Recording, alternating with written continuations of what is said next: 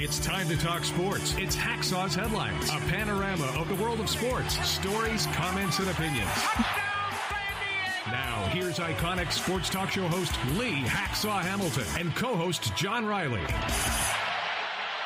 Who wants to talk sports on a Monday? We do. You do. From the Dixieline Lumber and Home Center studios in San Diego, coming off a great sports weekend, we welcome you to our Monday bonus podcast.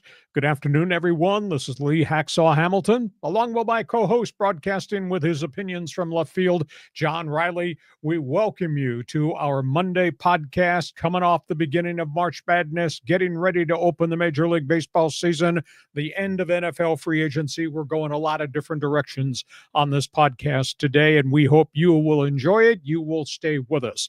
This podcast brought to you by Dixieline Lumber and Home Centers, 9 locations to serve you in San Diego. If you've got projects in the house, at work, on the back patio, small to big, think materials, think Dixieline. Want ideas? Think Dixieline. Go to Dixieline.com for all the details, how they can become your best friend. Build it, fix it. We guarantee you will enjoy it at Dixieline Lumber. John Riley, did your head fall off your shoulders? Were your eyes bloodshot? Did you fall asleep seeing basketballs bouncing in your sleep? Man, March Madness, something. It was something, and it's been a great run. Yeah, my head's about to explode. We could take a deep breath until Thursday. We're going a lot of different directions. Before we get started, when we're done putting hot topics on the table, you take over this podcast. It's called Fans Forum. How does it work? Okay, Fans Forum. When we're done with the hot topics. So if you have a comment or question in the world of sports for this guy, Lee Hacksaw Hamilton, drop your take in the live chat, Facebook, X, or YouTube. We'll get you involved at the conclusion of Hacksaw's Headlines. And we just want to remind you, I write about sports every day on my award-winning website. It's leehacksawhamilton.com. Check it out on the internet. When we're done, go read it. It's there first thing every morning for you to check. leehacksawhamilton.com. Also, join Hacksaw's Insiders Group. You can register there right on the home page of my website in the big orange box. Want you to share, subscribe, tell everybody what we do on this podcast Mondays and Thursdays at 1:30 p.m. Subscribe to the YouTube channel because then you will get alerts every time we send something out. Also, give us a thumbs up, give us a 5-star rating. That really helps us a great deal. We're ready because we're going lots of different directions, and we're talking hoops. And I guess that pretty much summarizes everything. Aztecs lost weekend. Yeah, it was a tough go for both the men and the women and UCSD. Let's just talk about what happened at San Diego State. They got smoked by North Carolina. We had already covered that. Mountain West teams don't belong on the floor against teams from the Atlantic Coast Conference. The Lady Aztecs got annihilated by LSU and their take-no-prisoner approach to basketball. I felt really sad. They were just overwhelmed, overmatched. That happened a whole bunch of games in that first round of the NCAA women's tournament. Really bothered by what happened after they came back.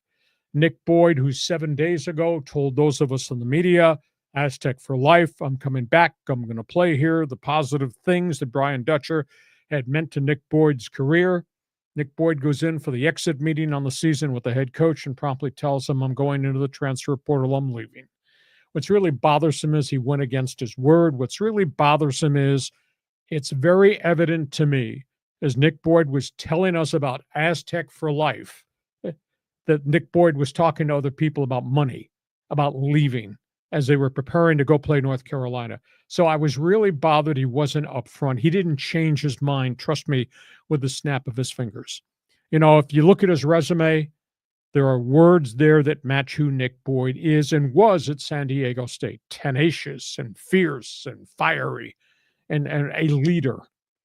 Here's the pen. Scrape off the word loyal. I'm really disappointed he would do this to Brian Dutcher at this point in time. So we got the bad loss on the floor, the loss of the star guard, because I thought he was a cornerstone to what would be all these guys coming back, and they're going to add more transfers to this guy group coming back. And now your lead guy walks out the door. So I'm disappointed there. And I feel real bad for what happened to the Lady Aztecs. Kim Mulkey just, they put 103 on the board. And when you're beating somebody by 55 points, does that really need to be that way? But that happened other places too during other tournament games. So that's where we are as it relates to all things Aztecs basketball. Yeah, kind of a tough way for the season to end for both teams. We kind of covered the playing game from last week, which everything I thought was stacked against the Aztecs. But the Nick Boyd news is the one that captured everybody's attention. Now, I'm not going to hate on Nick Boyd. I mean, Nick Boyd is a young man. He has an opportunity to make more money. I mean, he's not going to play in the NBA. I mean, this might be one of the few opportunities for him to cash in. And so I love the guy. He did a great job for us. He played far better than I ever expected he would. But I'm not going to slam the kid. Now, granted, yeah, he said Aztec for life, and yeah, we're coming back. And sure, he was probably talking to other schools in the interim, but geez, we do that in our business life all the time. We're working for our employer. We might be talking to a few potential employers at any given time. Circumstances change. He probably got a big offer. I mean, so I'm not going to hate on Nick Boyd. I'm just disappointed in Nick Boyd. That's all. Well, I'm disappointed as a Aztec fan that we lost a really good player. But I'm not necessarily disappointed in Nick Boyd. Granted, yeah, he said one thing and then he flip-flopped on what he said. But in the end, he's doing what's best for Nick Boyd. And how can I ever say that's the wrong thing to do? It's him pursuing his happiness. It's his life. We move on. We disagree. That's okay. You're wrong. Second topic on the table. Let's talk about the games. The games. We're down to the Sweet 16, Lee. Oh, my goodness. Where should we start? How about Duke? Duke destroys Baylor. Hits 12 threes along the way. Tyrese Proctor, 7 trays. Blue Devils are more than just Cooper Flagg. That's a really good Duke Blue Devil team. How about Arkansas? Those two coaches spent the whole night, A, coaching their team, B, screaming at the referees. Arkansas took out St. John's. What a whipping. St. John's only shot 28% from the floor, and yet they own the Big East Conference. They won 30-plus games, and they shot 28% against Arkansas. Michigan beats Texas A&M. The Bigs, Vlad Golden, Dennis Wolf combined for 36 points and 20 rebounds as they eliminated the Aggies. That was not the same Michigan team that played San Diego State, I'll tell you that. Houston, Gonzaga, L.J. Cryer, Emmerich Sharp, just phenomenal, combined for 42 points. This Cougar team is really good. And Houston's defense really put a cap on Ryan Nembhard, Gonzaga's guard. Tough way for Gonzaga to go out, but they lost to an elite team. Florida Gators took out UConn. Wes Clayton, I kept telling you, this is a really good basketball player. Walter Clayton, I should say. So the Gators eliminate the Huskies, ending their bid to make it 3 in a row. And walking through the tunnel, Dan Hurley just has lost his marbles again and just castrated the referees during the course of the game. He'll get a letter from the NCAA, I am sure. And in Kentucky, boy, are they good and are they deep, and they hung on to beat Illinois. Shooters, steals, firepower. That's a really good UK basketball team led by a former Aztec also. So I was pretty impressed along the way. Then Colorado State nearly upset Maryland. I could have never in my wildest imagination thought the Rams were a bunch of grinders could do that to the Terrapins, but the Terrapins got a last-second fadeaway jump shot with no seconds on the clock to get the win. And then New Mexico scared the holy hell out of Tom Rizzo and Michigan State, although the Spartans kind of put the lid also on Michigan State's star guard. But the Rams and the Lobos kind of hung in there. I kept looking at the scoreboard and said, how the heck can they be up by 9, up by 4? But again, it turned out to be a 48-minute game, and they couldn't control it. But first weekend was really cool. So now we go on to what I call the Southern Fried Sweet 16, because that virtually the entire tournament of teams from down south. I don't want to say this, but I'm going to say this. I think it's the end of March Madness as we used to like it. You know what? There's not much difference between the number 1 team and the number 8 team in the poll or in the seedings. They all got firepower and talent. The reason there's not much difference any longer is the big boys, John, are buying all the top players in the mid-majors. And at the end of the day, I don't think we're going to see mid-majors in the Sweet 16, the Elite 8, or the Final 4. I think the era of George Mason and Butler, and to a degree San Diego State, is not going to exist if these rules, the NIL and the outrageous transfer portal, just continue to operate the way they do. Because the big boys are coming in every year and they are taking the elite player from the mid-majors and putting them on their roster as a starter or as a backup off the bench. So I hate to say March Madness is about to change, but I think today we have now seen it change. So what you think of the games, and am I right or am I right? There are like a million storylines up there that you just went through. Just a couple of quick hits. That Arkansas St. John's game was difficult to watch with all the missed shots, but Pitino benched his best player at the end. I mean, what was your take on that? I was really stunned, and he was angry at the media. There's no doubt that Rick Lewis was 3 for 17 and was really pressing, and he was just really out of his element. But in the final 5 minutes of the game, do you not need the Big East Player of the Year on the floor with your roster, with his teammates? That's the reason you got as far as you got. And he ignored him down the stretch. That was really hard to see because that kid has done everything that Pitino wanted during the course of this spectacular Big East basketball season. And then Pitino just lost his marbles in the postgame press conference. I just think it was cool seeing St. John's there again. Oh, yeah. Because I remember the golden years of the Big East back in the mid-'80s. Yeah, Chris Smallin, the whole thing. Michigan, those two bigs, the Area 51, I mean, we saw them in the UCSD game, and they were hella good. And by the way, how about the Tritons? I mean, that Thursday night game was magnificent. They came up short. But here, Michigan's guys, they're big, they're tall. First of all, the guy, whoever designed the Houston logo must have designed the Kentucky logo. Have you seen that? They look identical almost. But Kelvin Sampson, he is an interesting dude in his press conferences. He always has something unique to say. And did you see in the defeat of Gonzaga, he made a big deal about how great Gonzaga is and Mark Few, but he really got on the case about pronouncing it the right way. And he says it's Gonzaga, not Gonzaga. I mean, but it's funny is a lot of people still say Gonzaga. It's like Nevada. That's a contribution. It's interesting. He's an interesting guy. He's an offbeat guy sometimes, very demanding guy. He's got a really good basketball team, and his best guard's playing in the NBA. He's not playing in Houston. He should be on this Houston Cougar basketball team, but that's a really good Houston team, and that's why they, in chunks of time, they were number one in the country too. Like I said, you're going to buy my theory that this is the end of March Madness as we used to know it? It's different now. And that's always been the love of this tournament is when you see, a St. Peter's like get to the Elite Eight or something like that. And so it's going to be harder. They got to make some adjustments to the transfer portal windows. I mean, I just was reading that there was a player, I can't remember what team, they were in the Sweet 16 and one of their guys just entered the portal. And I'm not sure, is he going to be playing in the tournament now? I mean, so the rules need to be repaired here. But it's been a great tournament. I'm going to ask you about Colorado State and the who are they playing again? It was Maryland. Was that a traveling call at the end, in your opinion? At the end, it looked like he took 2.5 steps before he landed and then took the fadeaway jump shot. Mm-hmm. But the officials didn't see it, and you can't review it. Isn't it weird, though, with walking? It's almost like we're traveling. We're not necessarily counting steps. We're just feeling the rhythm. And sometimes when the rhythm's disrupted, then we know it's traveling. To me, this one felt like it was in rhythm. I thought it was a legit shot.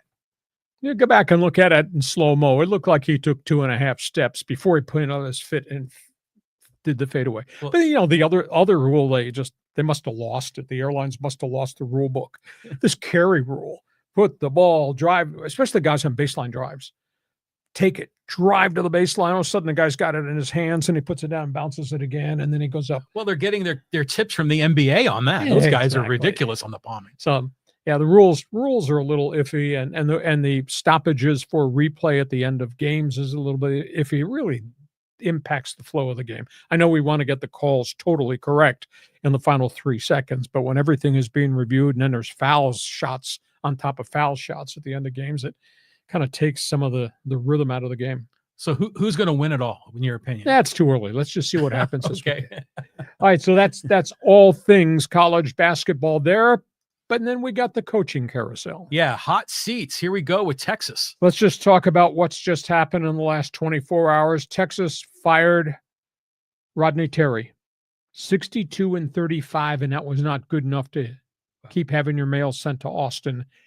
They hit the eject button hours after they got beat by Xavier, and the guy who beat them is going to Texas. Sean Miller, very controversial guy who's had some good jobs and lost some jobs and got in trouble with the NCAA. Sean Miller, Xavier, is taking the Texas Longhorns job in place of Rodney Terry. I'm not sure I understand at Memphis State how Penny Hardaway keeps his job. He's had a lot of issues off the floor, bad citizens. He's had NCAA issues with money. And by the way, they can't bloody win in postseason. Memphis State, with all that talent and with him as the leader of the program, Memphis State has won one postseason game in 11 years. And Penny Hardaway's taken heat, but he's still got his job. St. John's, Rick Pitino. Holy cow, he was just out of control in his press conference because he got questioned about Robert Lewis. Why'd you bench him for 5 minutes? Your player there. He just lectured the media on, I know basketball, you don't know basketball. Don't ask me that question about basketball. It was really raucous. But at the end of the day, his team shot 28% from the floor, and you can't win anywhere shooting 28% at St. John's. West Virginia, interesting 2 stories out of the Mountain State. One is that they're making a move to hire Jared Calhoun, Utah State. Makes a lot of sense. 2, if that's the case, why did they meet with Bob Huggins over the weekend about coming out of retirement? Huggins, of course, is the legendary Mountaineers coach who rebuilt that program and then was removed because he had real significant issues with alcohol. He's been out of basketball for a year and a half. So we'll wait and see whether the Calhoun story occurs. Does Calhoun leave Utah State after 1 year to take the Mountaineers job, or are they emotionally connected to Huggins since he came out of alcohol rehab? Here's the other angle to the story that nobody's talked about. If Calhoun leaves, I was told Utah State is calling Eric Olin at UCSD. Makes a lot of sense if you want to connect the dots. Coaching carousel, you got comments? Well, we were just talking about Nico Medved. Didn't you add him to the list? That came really late as we were coming on. Nico Medved has left Colorado State about an hour ago, introduced at the University of Minnesota. That's a really good coach. Yeah, he's a great guy, and I was rooting for his success. You think about this, Terry over at Texas, he's winning 2 out of 3 games, and it's not enough. He gets fired. But now with the NIL and all the money involved, the boosters expect results in March. And if you're not delivering, you're out of here. I mean, it's a harsh reality. Everything's changing in college basketball. It was really a messy divorce, if you will, the way it was handled, because that rumor was out there. If he doesn't win this game, he's gone. Brutal. And he didn't, and it did happen. Okay, that's all things college basketball. Fans Forum chat box is open. You have an opinion. You're San Diego State fan, friend, and alum. You offended about the way Nick Boyd handled his business, or does he have a right, because those are the rules today, transfer portal? Everybody but our mascot here at this podcast is in the transfer portal right now. Feel free to join us. Give us an opinion on San Diego State, the Lady Aztecs, the big boy basketball games. Are you worried it's the end of this unique era with March Madness, or you got a comment about the coaching carousel? We go from that type of basketball to what happened over the weekend in the NBA out here. Yeah, the good, the bad, and the ugly with the Lakers and the Clippers. Nice headline. Lakers. Now, this is hard. Lakers play 8 of their final 12 on the road. And yet, granted, they have played spurts of basketball since the LeBron James union with Luka Doncic. They played spurts of basketball in which they played really, really well. But now they got to go on the road and they play 8 of their next 12 on the road. And their launching point to go on the road trip was a loss at home. Please explain to me how you lose to the Chicago Bulls 146-115. The Bulls, the lowly Bulls, the near last place Bulls, the Bulls ravaged by injuries. They allowed Chicago to score 83 points in the second half. 83. They allowed Chicago to shoot 58%. Chicago had 19 threes. Chicago scored 74 in the paint against Jackson Hayes and Jared Vanderbilt. Brutal. And LeBron was playing. And so was Luka. And so was Austin Reeves. I mean, it was stunning to see that. So I believe they're going to come together and play, but now they got 8 of 12 on the road after this miserable loss at home to the Chicago Bulls. Meanwhile, Clippers are sitting there now. They got involved in a shootout with the Oklahoma City Thunder, the number 1 team on the Western Conference, and nearly beat them. Oklahoma City, the Thunder finally beat them at the end on Sunday night. But boy, the Clippers are cooking. Kawhi Leonard played a season-high 40 minutes on Sunday night against Oak City. And so you got Kawhi, and you got Harden, and now you've got Zubac has emerged as a star. I mean, the guy is averaging like 23 points and 12 rebounds a game. He's become really trustworthy in the paint. He's worked so hard to become an established big body in the paint. Norman Powell is back now from the knee injury and the hamstring injury.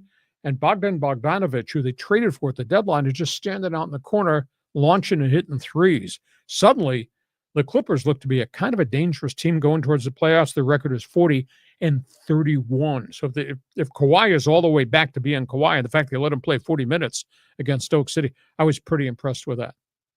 You're sitting there like a dummy mummy. Give me an explanation about how the Lakers give up 146 points to Chicago. Dummy mummy. Okay, yeah. Here's what my take on this. It's been a volatile season with these Lakers. They're riding high, then they're in the tank and they're losing to the Jazz. And I looked it up. The Bulls are going to make the Eastern Conference playoffs, but they're like 9 games under 500. So, they're not an elite team. The Lakers have no business losing to them. So the Lakers are schizo, man. I mean, one day it's one thing. Now, granted, LeBron's not there and it's Luka. It's a different chemistry.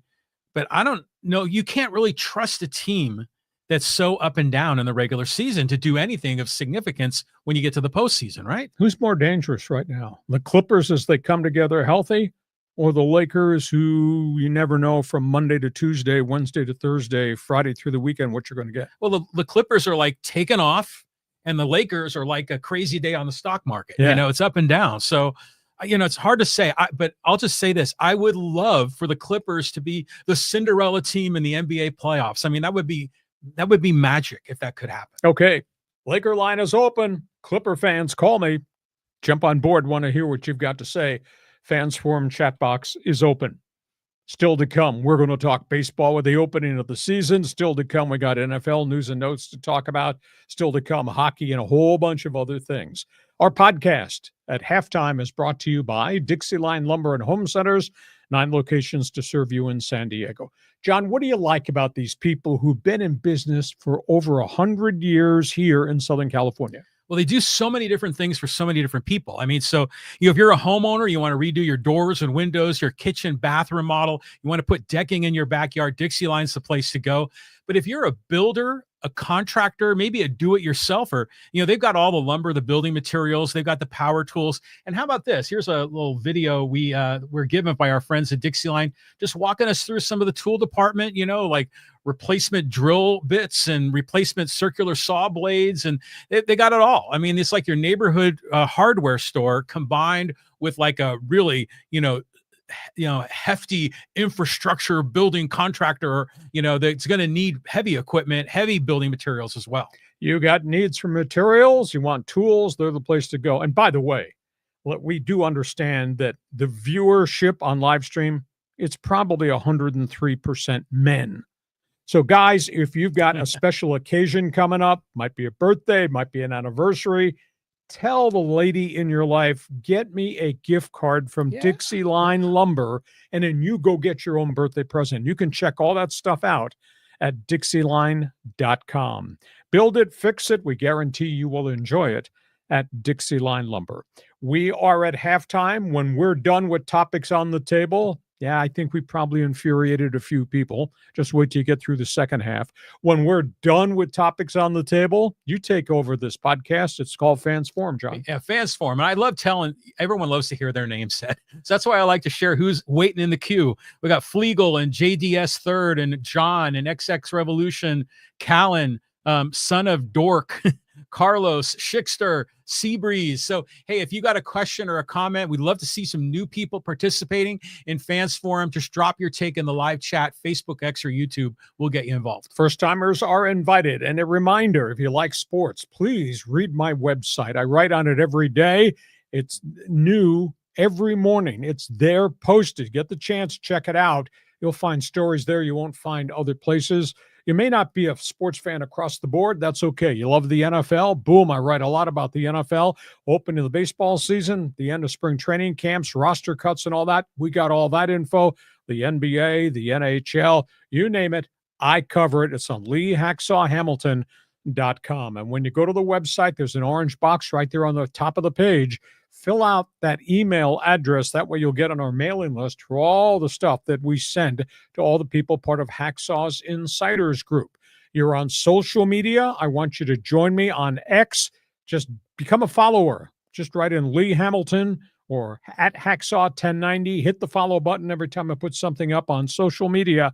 You'll know it. You'll get the notification chance to read it. Want you to share. Tell everybody what we do Mondays at 1:30, Thursdays at 1:30. Want you to subscribe. When you subscribe to the YouTube channel, you get alerts every time John or I post videos and commentaries on the YouTube channel too.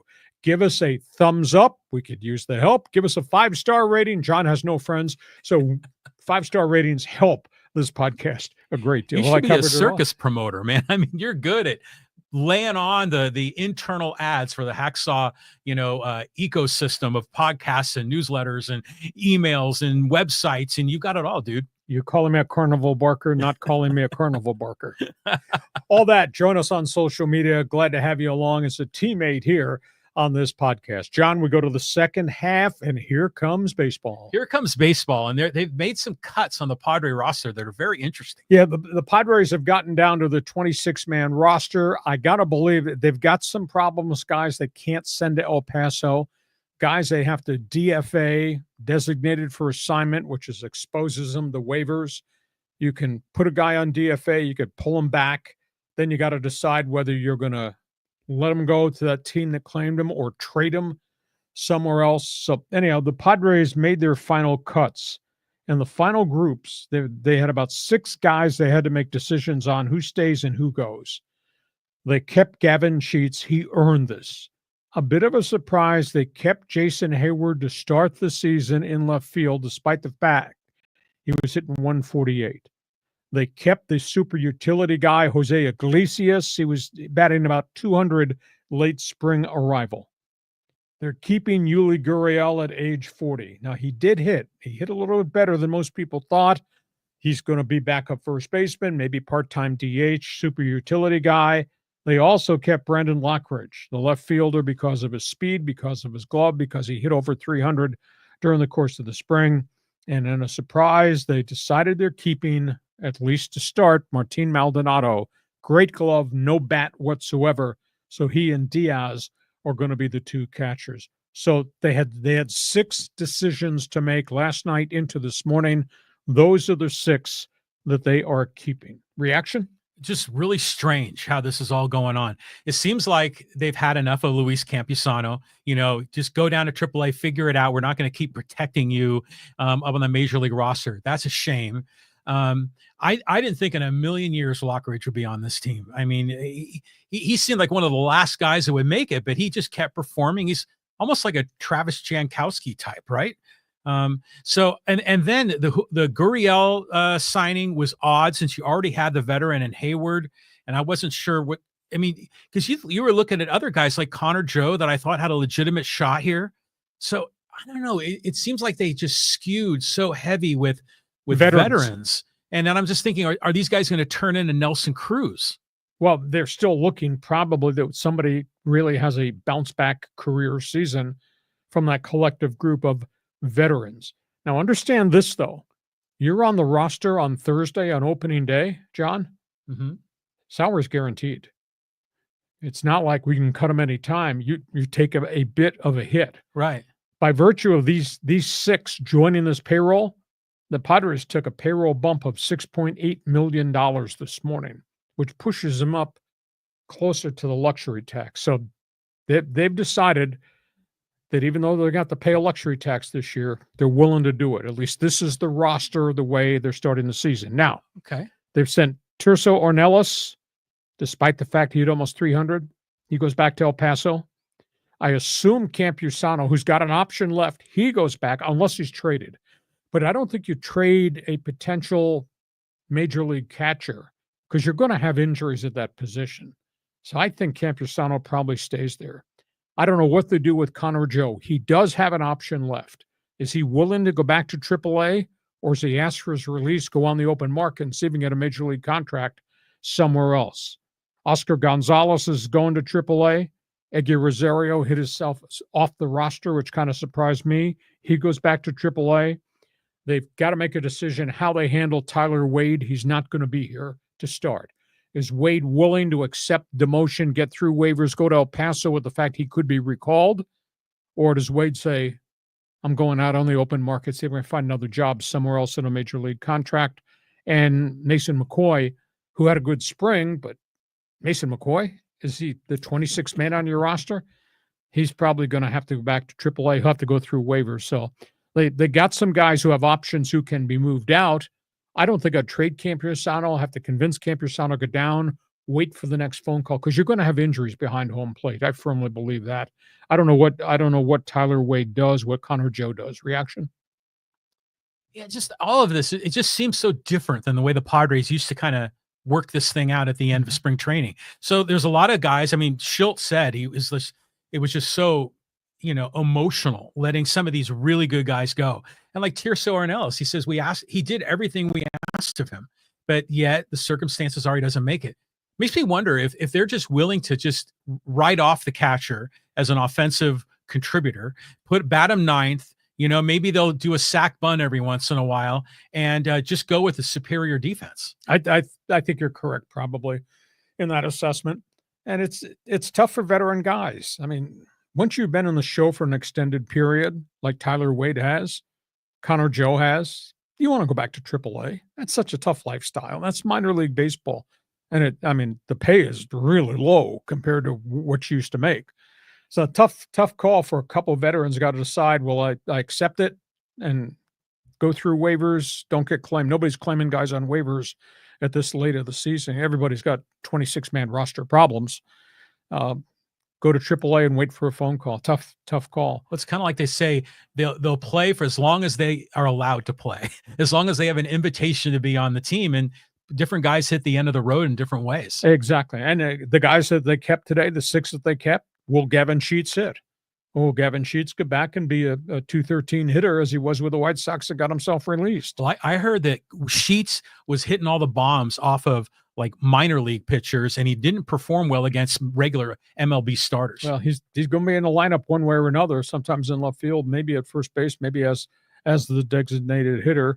But the arrival of Yuli Gurriel at such a late date kind of changed the complexion of the makeup of that roster. So that's where we are in terms of the everyday lineup. The Padres know where they are with the pitching. There is no Yu Darvish to start. There is no Joe Musgrove. There is no Matt Waldron. Padres, to me, are wafer thin in starting pitching. They cannot afford to have anything happen to the big 3 that are left standing. And we still have to hope that whoever's going to be the 4th guy, going to be the 5th guy, is going to give them quality starts. I think the bullpen is really set, although they're not talking at all about Suarez's problems, and he had a really bad spring training. Do you trust him to be the closer? Have you figured this out? What's it going to be like when you give him the ball the first series against the Atlanta Braves? What are you going to get? Can you trust him? So we got to keep an eye on that. Pitching right now is an issue just because they don't have strength in numbers in the rotation, and they got a question mark with the closer. Yeah, but Jason Adam can fill that role admirably. And by the way, this Hart kid that came over from Korea, I saw the interview with him that Marty Caswell does, those great interviews on YouTube, and it was cool to see how he really appreciated his time in Korea. He learned things about himself, and the culture there taught him a lot more about patience. He thinks he's not only a better ball player, but a better person now coming back to America. Well, we'll soon get people out. He did get dinged up in his last Cactus League start. Well, there was also balls that were dropped and lost, and that line score looked ugly, but it wasn't as bad in real life. Well, we'll see. He's probably going to get a start, maybe the end of the first series against the Braves or the start of the second series. He's going to have to pitch to stay in this rotation, but they trust that what they've seen in Korea and what they've seen in the backfields in spring training, what they've seen in some good innings, that he'll buy him some innings. He's the only lefty then, right? Everyone else is right-handed. So it'd be nice to have him in the rotation, assuming he's there on merit. Padre fans are invited. What do you think? By the way, speaking of baseball, Thursday, MLB preview. We're going to break down the teams division by division races. Thursday on this podcast, you want to be with us for that. We go from the Padres to the Dodgers. The Dodgers, and talking about Julio Urias. Yeah, let's just talk about this mess. The commissioner has suspended Julio Urias 95 games. Now, he has not pitched in 18 months since he was arrested for a second domestic abuse incident with his wife. He was on the commissioner's exempt list. His contract with the Dodgers expired. He's been out of baseball 18 months. He is free right now to go sign in Mexico if he wants, or go sign in Japan, even though he's suspended in Major League Baseball. I would assume maybe he signs a half-year contract to pitch for somebody in the Mexican League, in his homeland, to at least get back into a baseball rhythm. But at the end of the day, we're talking about a toxic guy. At the end of the day, you're talking about somebody that's really stupid. This guy got involved twice, same women, same domestic violence things, got suspended 20 games, taken out of baseball for 18 months, now hit with a 95-game suspension that goes till the All-Star break this year. He'll be reinstated. I say stupid because he was vibrant, he was 60 and 25, and he was about to become a free agent. I'm sure there's more than a domestic abuse thing. I would swear to you this has to be alcohol related, and there was probably an intervention done. But how stupid can you be to be 16 and 25 and commit these acts again and get yourself taken out in the prime of your career from Major League Baseball? Dodgers, I don't think Dodgers have anything to do with this guy. Like, baseball's had nothing to do with the toxicity of Trevor Bauer.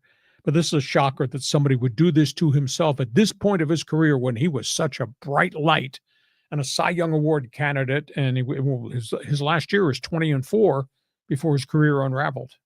Just absolutely amazing. By the way, sidebar story, Dodgers, as they get ready now to come back from Japan, having won first 2 games of the regular season.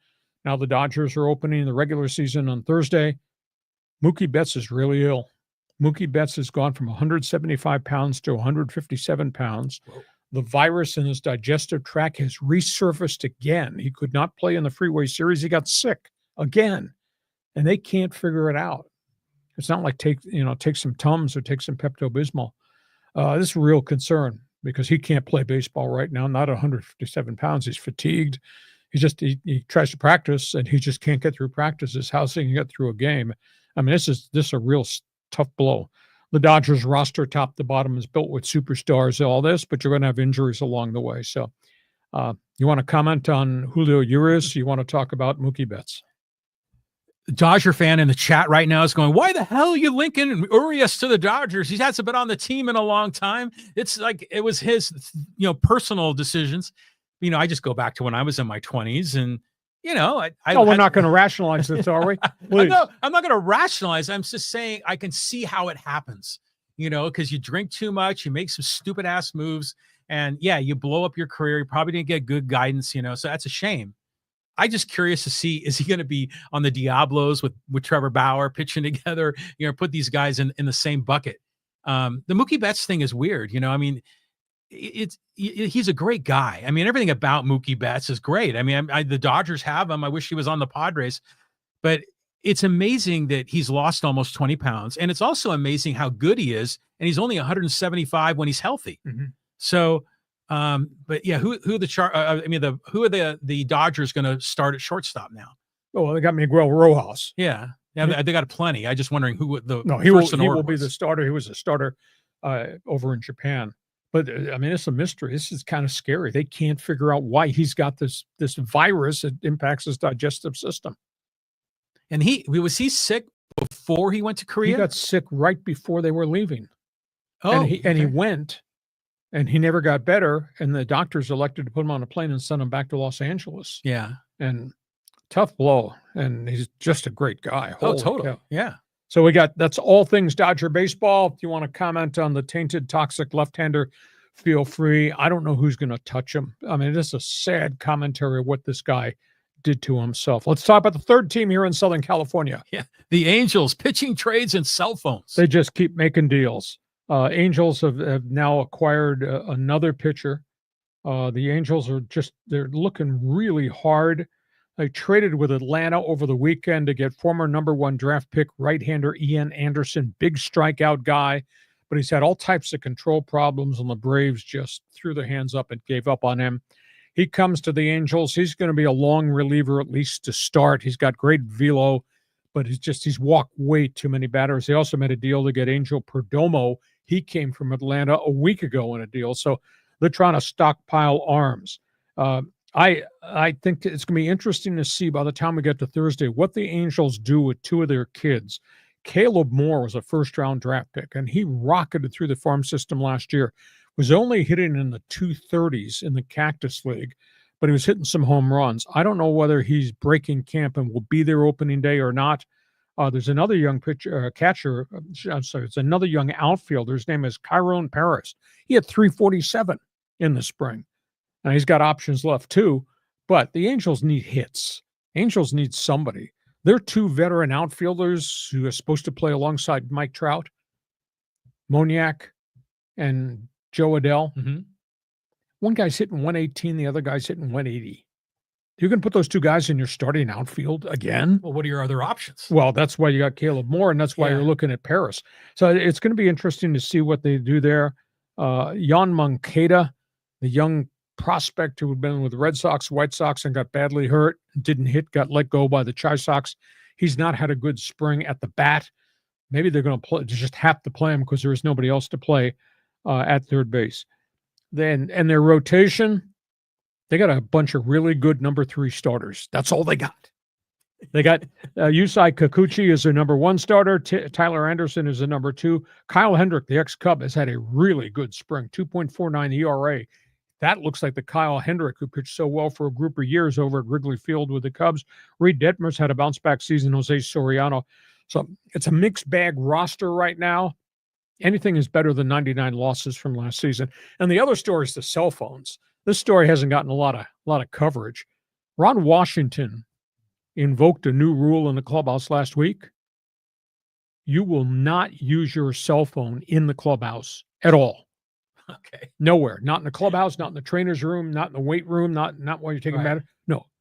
Turn your cell phone into the equipment managers and the trainers when you enter the building. Okay. He says you need to focus on baseball and not be doing this every minute of every time. Players haven't revolted because he threatened them a $50,000 fine if he caught anybody breaking the rule, not included himself. Right. So that's where we are. So all things Halos, the floor is yours. At least they're not team utility man anymore. They could still be. Yeah, they took a little bit of a step up. But what's your philosophy on this idea of giving these high draft picks like Moniak, another second chance, a third chance, hoping that the change of scenery is going to finally unlock all this potential? Because they're doing that with Moncada, and they've been kind of doing that with Joe Adell. I mean, he hasn't really, exploded onto the scene. These are guys that all had really good credentials. Moniak was a #1 pick out of Philadelphia, and the Phillies waited, and it just didn't really work. He didn't hit. Didn't hit in the minors, and then obviously got to the show and didn't hit up there. And it came to the Angels, and he had stretches where he said, okay, this is the Mickey Moniak we thought we might get. If Mickey hit 250, 260 with an occasional pop, I could live with that. But I can't have him and the other guy, Adell. Adell hits more home runs, but Adell defensively wasn't real good, and Adell's not hitting at all. How's Adell, a high #1 pick, this deep into his career, hitting 118 in the spring? I don't know what they do. Yeah, I don't get the Adell thing at all. Moniak, when he came up, he was never going to hit a lot of bombs. He was more of an elite back control kind of guy, maybe not like an Arise, but maybe like a Gwynn that would eventually build power as he grew into his body. But we haven't seen that. So, I mean, I want the kid to do well. I mean, because he played ball here when my son was playing ball in high school. So I'm rooting for the kid. But it is, by the way, this cell phone thing, that's not going to go over well. That's like old school mentality, Ron Washington, I'm surprised the union hasn't interjected themselves into this, but then maybe the players aren't barking because it's been so crappy there that, all right, let's try whatever we can do to make this better. And let's just Ron Washington have his way this day. I think that's it. I think if they were performing, they could tell Ron Washington to pipe down. But as long as they're hitting 118, they got to put the cell phones down. It's like a kindergarten class. Except that it was Mike Trout who walked around the clubhouse with the basket that said, "Gentlemen, cell phones, put them in here." Alms, So alms. He got Mike Trout to sign in. You can't say no to him. Exactly. So you're into Angel baseball, Dodger baseball, Padre baseball. Fans Forum chat box is open.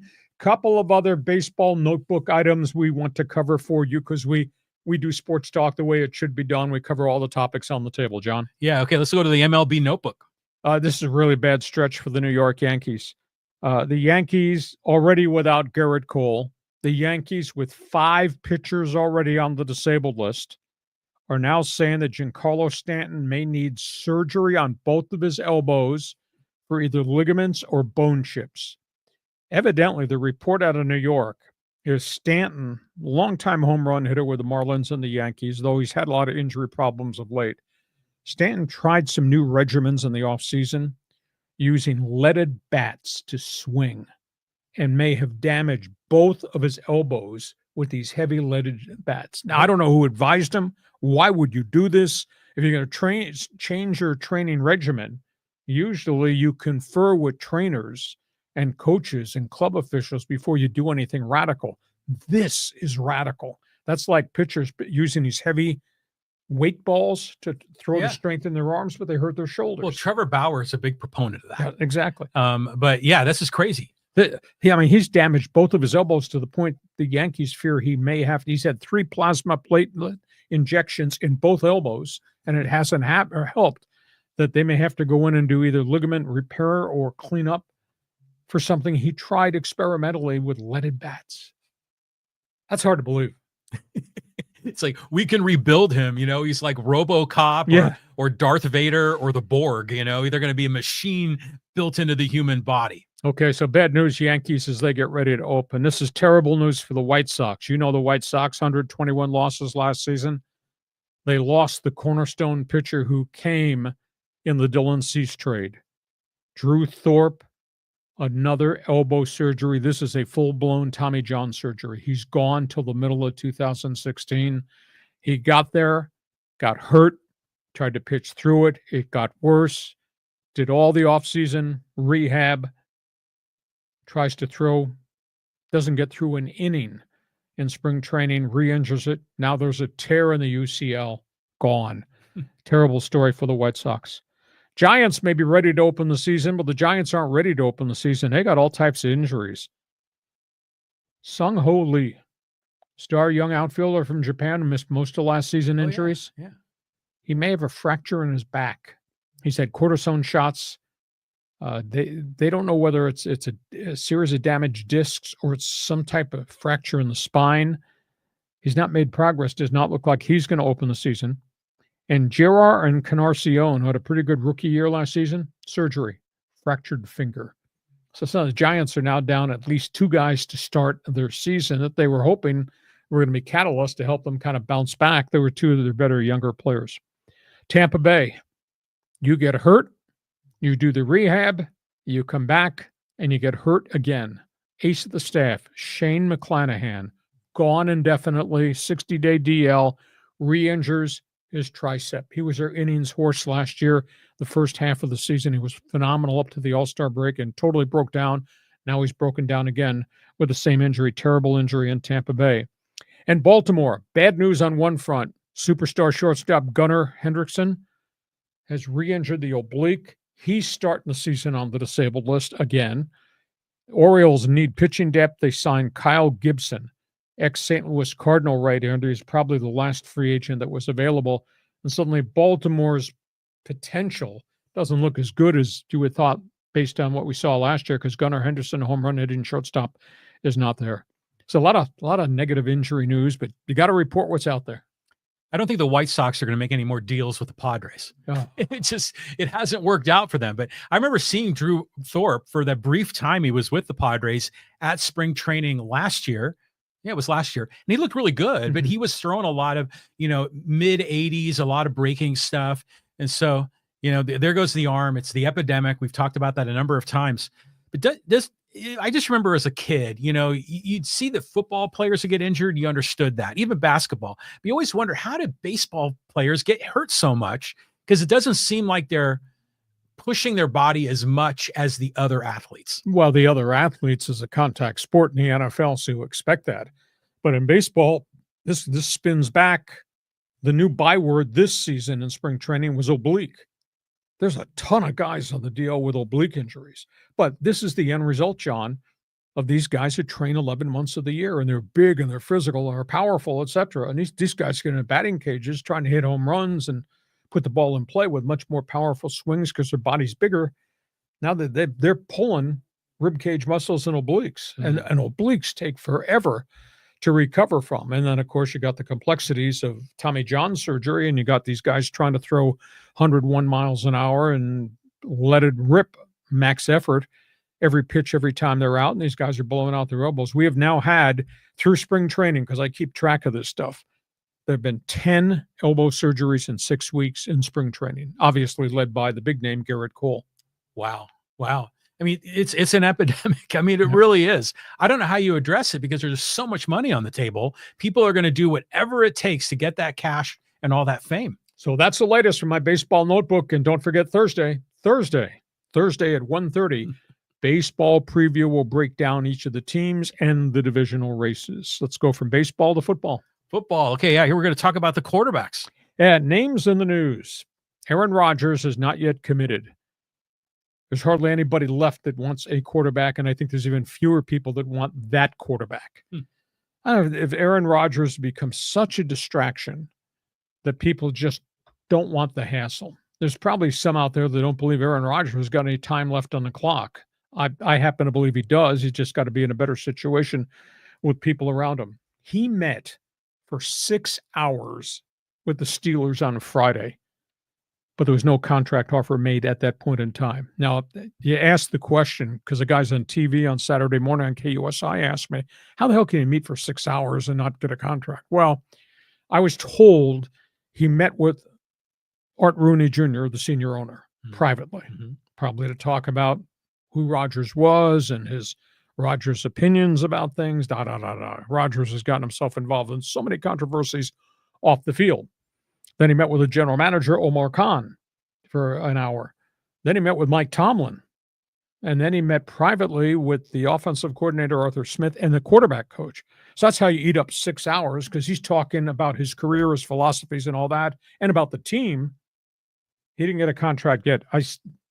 I think if he's willing to acclimate himself that it's Mike Tomlin's team and we're going to run the damn ball and I'll throw it when they call the play for me to throw it, then maybe he'll get a deal done.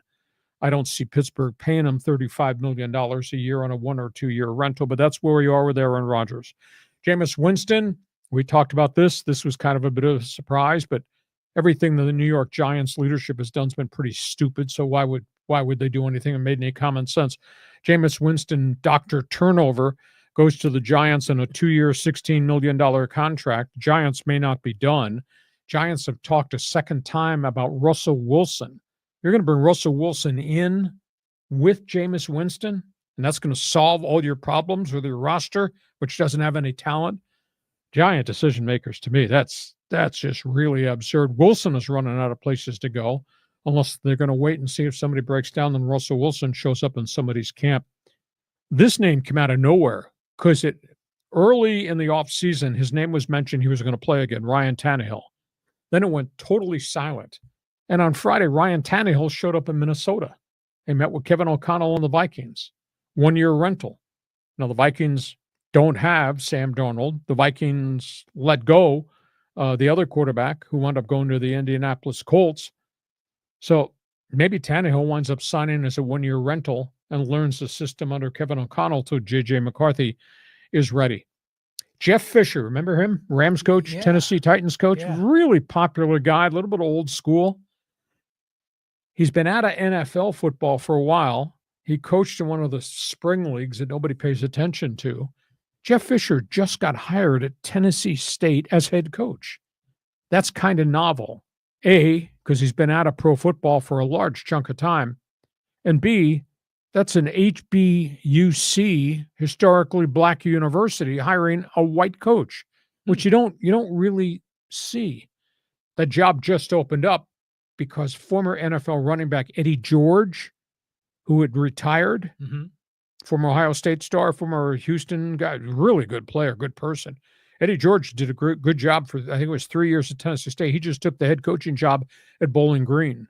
And usually when you make that jump into the Mid-American Conference, the jumping off point from Bowling Green then becomes a Big Ten job. A lot of people think Eddie George is going to be a big-time coach, maybe even in the Big Ten in a couple of years. Nice. So anyhow, that's how the Tennessee State job came open. But Jeff Fisher winds up with the job, and that was really a surprise. And the other story is what's gone on with Shedeur Sanders. I read a ton. I network with a ton of people, scouts included. I get all kinds of mixed reviews. But the common theme has been Shedeur Sanders is dropping down the draft board. And it's got to do with arrogance. It's got to do with entitlement. It's got to do with bad interviews with coaches.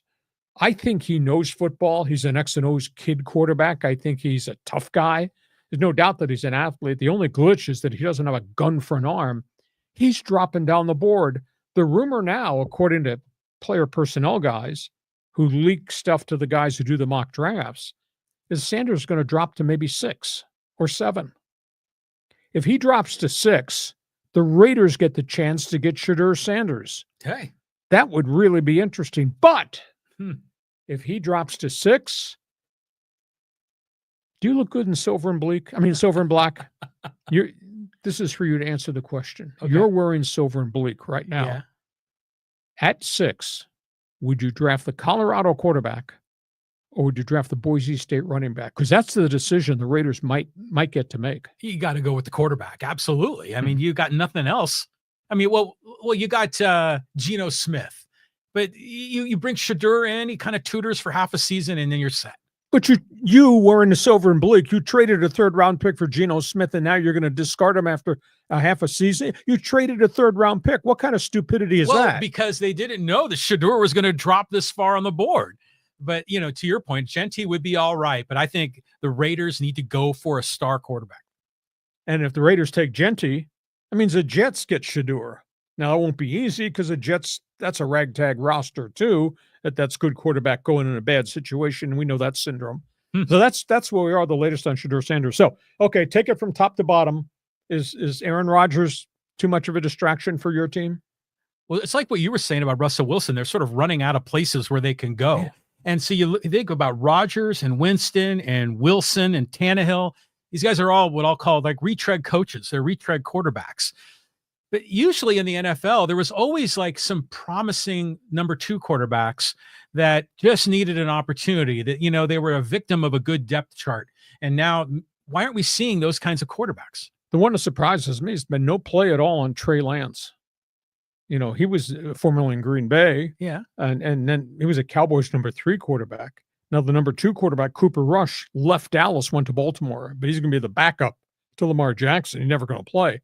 But Trey Lance has gotten no visits that I know of anywhere. Nobody's even talking about him, which is kind of surprising to me. That's a young backup guy that kind of got stuck behind a guy and has not progressed. I think he got sort of pigeonholed or tagged with a cannot succeed tag, when he was at the Niners. Typecast. Yeah, they're typecast. And by the way, Jeff Fisher, maybe that's a DEI hire at an HBCU. What do you think? You had to bring that up. You wanted to get political. I thought you said there'd be a new rule that we weren't going to talk politics. Okay, we won't. No, he's a good guy. Yeah, I know he is. But it is unique. White head coach, HBUC, because they historically always hire African Americans, rightfully so.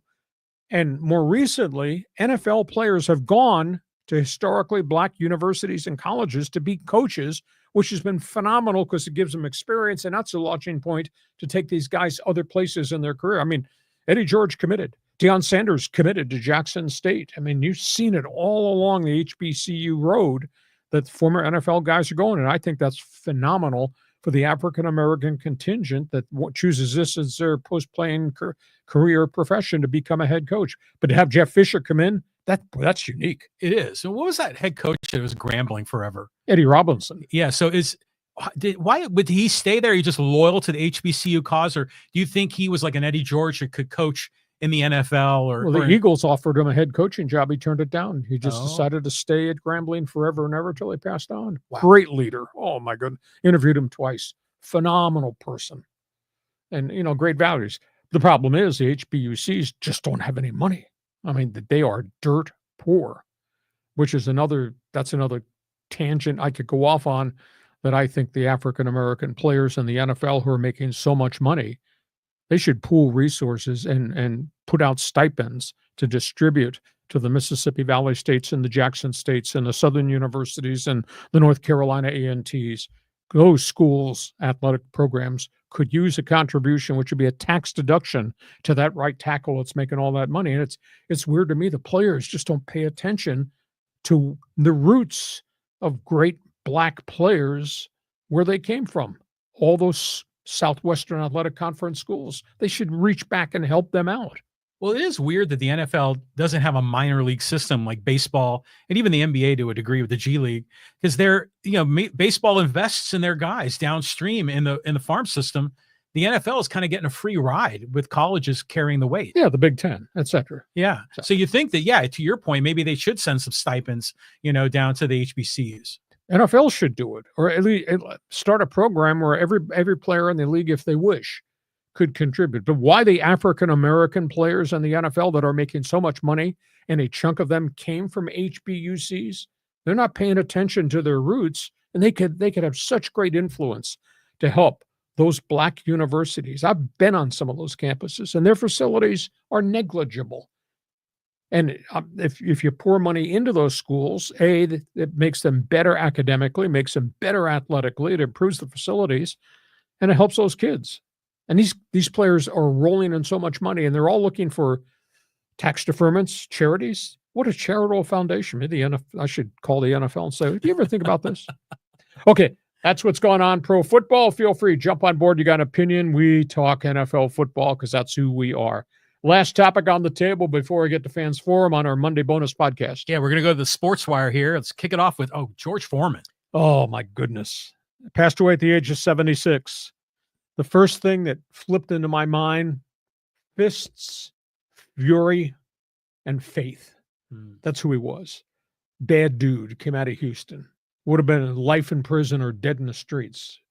But he found boxing that got him out. He was a protege of Sonny Liston out of Philadelphia. Sonny Liston, of course, was in prison forever, got out of prison and really made something of his life. Well, he crossed paths with George Foreman, and George Foreman became what Sonny Liston had become. He was a great fighter. That's back when heavyweight boxing was king. Oh, big time. And he fought all those great people. His record was 76-5. He had 68 knockouts. Yeah, were there some cream puffs? Of course there were. But he fought Ali, and he knocked down Smokin' Joe Frazier 6 times in 2 rounds. And give me that crown. And down goes Frazier. Exactly, as Howard Cosell said. And he beat Jimmy Young, and he beat Michael Moore, and he fought Evander Holyfield. He fought virtually every tough guy there was that came along the road. He finally lost his crown. But his second career, because he got into boxing a little bit late as a professional, second career was ministry. And then his third career became a marketing guru with the George Foreman grill. Just amazing guy. That's awesome. Yeah. Never had the chance to interview him. But everybody that I know that interviewed him talked extensively just about him. I guess to a degree, somebody would have to refresh my memory. This is maybe the end of the era of the great heavyweights because they've all passed on outside of Mike Tyson. I'm trying to think if there are any of those other great heavyweights from prior. Holyfield is still alive. But prior, I think all those guys have pretty much passed on. I don't know, Leon Spinks, I think, has passed. And then Michael Spinks. Michael might be, but Michael was not there as a champion for a long period of time. But George Foreman, holy cow, what an era. With Liston, Foreman, Ali, phenomenal people. Yeah. Larry Holmes. I mean, it just was a different era with boxing because it was always like Wide World of Sports, and it was a must-see TV. It was, the Rumble in the Jungle. There were all these big fights, big personalities. I remember someone said that back in the granted, those fights were in the 70s, but I remember someone said back in the 50s, the only sports that mattered were Major League Baseball, college football, and professional boxing. Exactly. And so boxing is interesting how it's changed so much. Now the UFC fighters are more popular, but none of them come close to the champ. That era. To that era, to Ali or Frazier.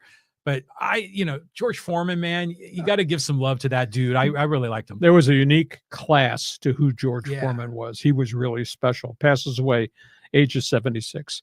Next name. What a start to the Formula One season. Sir Lewis Hamilton, new team. He left Mercedes after 105 wins and 7 championships, went to Ferrari.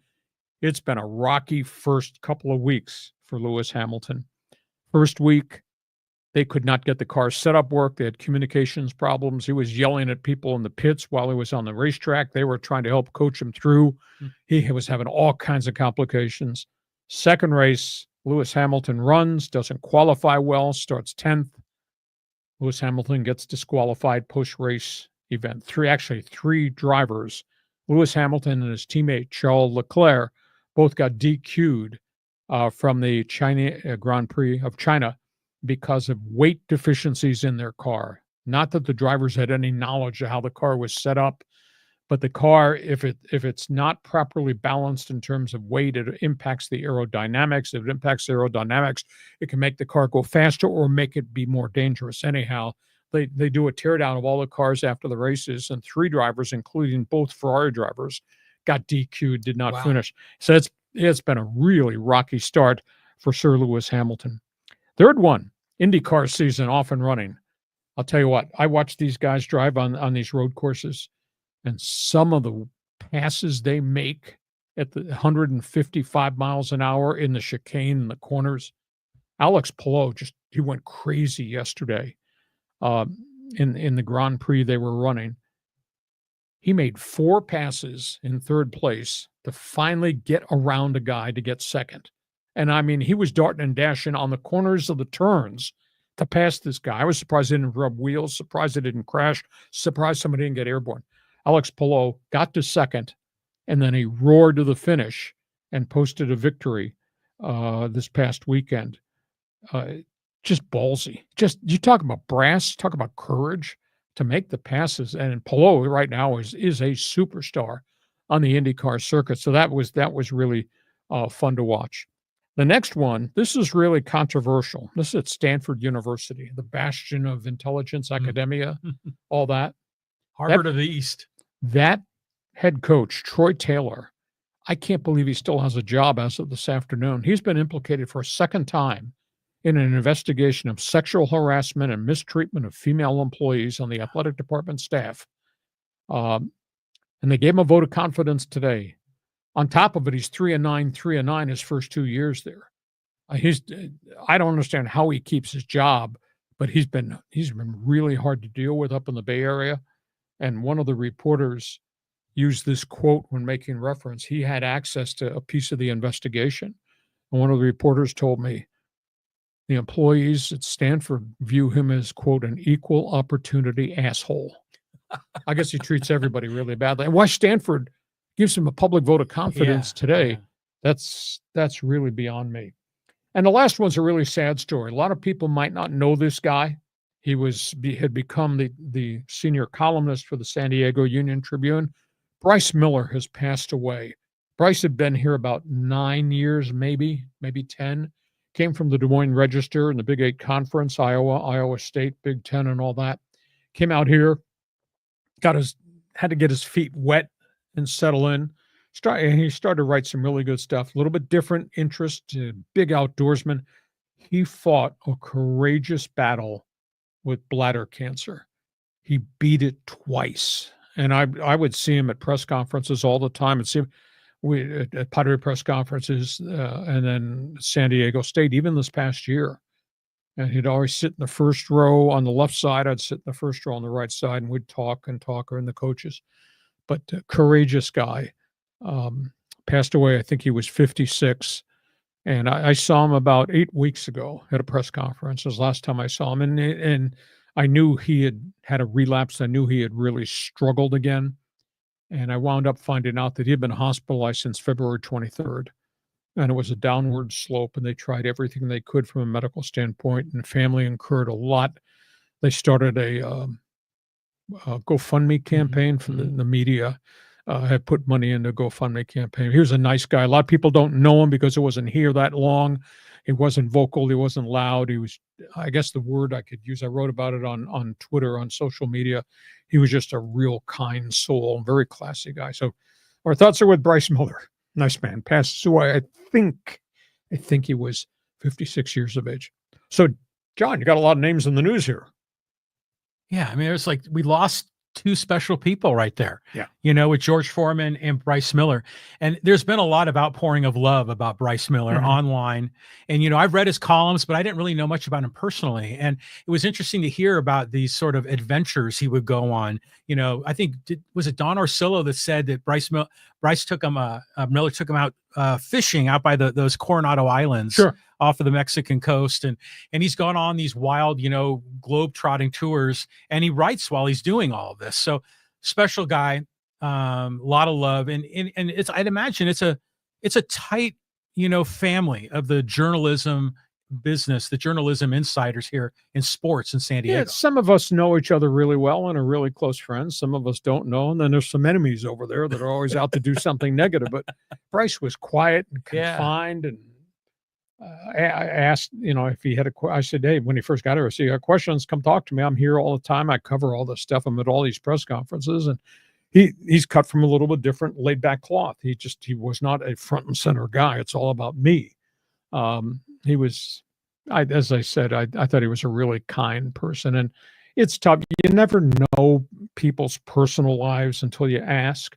And he had stretches where he was not around, and I knew he was sick.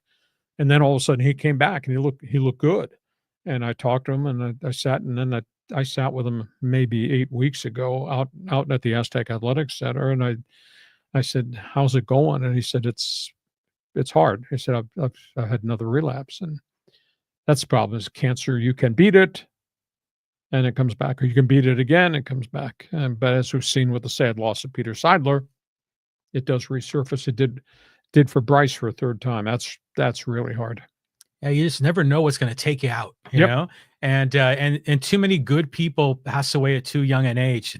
It's tragic. But just one other comment on the list of folks here.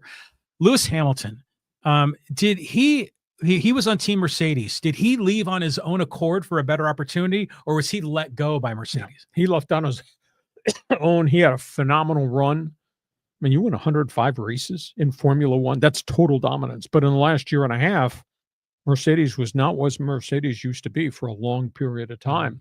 And they had trouble with setups. They had trouble with technology. They had trouble with horsepower. They had trouble with downforce.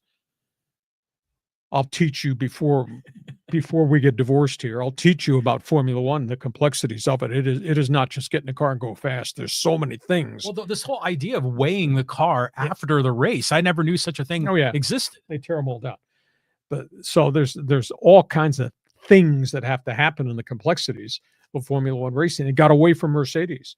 Same reason we talked all last summer about Team Red Bull, Max Verstappen. Who has a tendency to be really yappy. And Red Bull has dominated this thing for about 3 years. And all of a sudden, last year, their handling went away. And they could not figure it out. And it was half the season. Verstappen dominated, and all of a sudden, everything went askew. And Verstappen, he didn't win again until right at the end of the season. Now he's off to a shaky start again there. It's so tough to, I guess the racing term isn't dial it in. It is so tough to dial in these Formula One cars and make them work. And for the last year and a half with Lewis Hamilton and Mercedes, they just lost the ability to compete.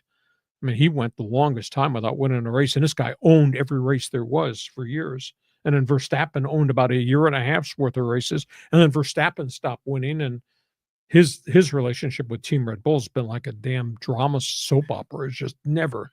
And so Hamilton's with Ferrari, and new guy, great driver, but again, new team, a lot of things are different. Well, you can imagine what's going on behind the scenes. I mean, these engineers and designers, they're probably all like pointing fingers. Hey, you screwed that up. And I mean, it's got to be chaos in the pit and then behind the scenes. I mean, I was stunned the first race that they ran, the Australian Grand Prix. I mean, this is an elite driver. This is one of the smartest people in the sport in terms of all the dynamics of getting cars set up. And he's having communications problems with the pit. And he's having problems with the steering wheel with all the mechanisms and the buttons. He said, how is this possible? This guy's a 10-year superstar, and they can't focus him in. They can't get it done. And his first race was miserable, and second race they get DQs. Long season, but when you're that far back in terms of having a complete package that works, very, very hard to fix it. Grass is not always greener. Yeah, exactly. And he elected to opt out of Mercedes, and they parted friends. They didn't part as enemies. It was just time for a change. And he's been replaced by his 18-year-old Kimo Antonelli, who had a fourth-place finish in his first race. Go figure that. Wow. So this race was in China, by the way. Yes. I thought that was interesting to me. Yeah. So what are some of the next big races on the schedule? Oh, they're everywhere. They race here 3 times in the States, I believe. They race 1 in Canada. They race in Singapore, obviously, Rio in Brazil. They race in Tokyo. It is a true global sport. Are they going back to Vegas? Yes. Because I know there was a lot of controversy with that last one. Well, the first one there was. The second one was more of a financial success. The first one was so out of sync because they had so many things that had to be done in the city and a cost factor and for the fans to flood. They're also in Miami, so they're expanding. It's become I'll tell you what, from a TV rating standpoint, F1's become a big thing here in the States. Yeah, and I think those Netflix movies have made a big difference in getting interest. Now, Monaco, that's also F1, right? Yep. Okay. See, this is great, man. The world is more international with sports. We should go on vacation to Silverstone in England. I think we'd have a good time there. Yeah. We rolled through there one day, spent a few hours. It's pretty cool, but there were no cars on the track, but it was still fun. Okay. Hot topics on the table. We do sports talk the way it should be done. We've done our job. You're going to do yours. This podcast, we're heading to Fans Forum next, is brought to you by Dixieline Lumber and Home Centers, 9 locations to serve you in San Diego. You've got projects, they've got materials, you want ideas. These people can help you at Dixieline Lumber. Just visit dixieline.com, see all the things they can offer you. Don't forget, Thursday, 1:30, our baseball preview. We will go division by division. Even though it's opening day for the Padres, the Dodgers, the Angels, we'll be here at 1:30. You'll be able to watch it anytime on the YouTube channel. John? Ready, set, go. Okay, this is a great question to start off. I'll Fans be the Forum. judge of that. Okay, I like this one. This is from Callan. He says, afternoon, gents. Just want to pass along a shout out to Uncle Teddy on his 46-year career. Without people like Ted, Saw, and Coach Quintera, I wouldn't have pursued my announcing career. Thanks, Ted. Yeah, Ted had a good run. Ted was really different. Ted could be a, quote, acquired taste. I was at war with Ted for a whole bunch of years. That's we were just real different guys. But, there's a couple different sides to Ted. One is Ted, the TV guy. Ted was really different. Ted did TV sports like nobody ever did TV sports. And he came here and was allowed to do it that way. And I remember the first time I saw him on television. And again, I come from a football background, but I come from a baseball background, but I also come from a hockey background. And he says, this was one night on Channel 8, like it must have been 6 o'clock hour, prime time. He says, let's check hockey. And they throw him a video of fights. That's it. He's 20 seconds of fights. Yeah, the Boston Bruins and the Philadelphia Flyers as we check hockey. And then a big brawl. That's it. That's Ted on sports. No scores, no stories, none. And immediately dawned on me, nice shtick. And that was his shtick. And they used to give him volumes of minutes. I mean, I get 8 minutes on Saturday morning on KUSI because I do sports commentary. You ought to get your ass out of bed at 6:30 in the morning to watch me. If I got to be up at 6:30 and be on TV, you should be on TV. And yes, they give me a lot. They gave him 8 minutes in drive time on the old CBS 8, and he did really different stuff and some commentary, etc.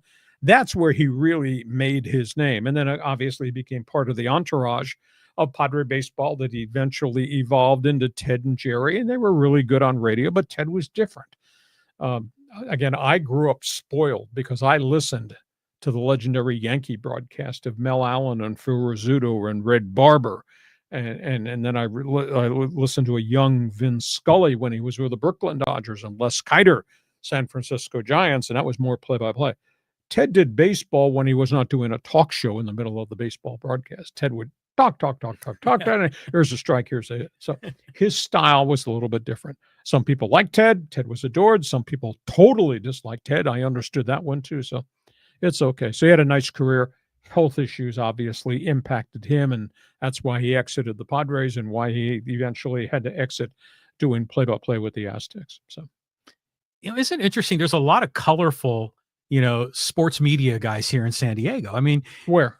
Well, I'm talking to one right now. Well, I mean, outside of Hacksaw and Teddy, I used to call him Teddy Lightweight.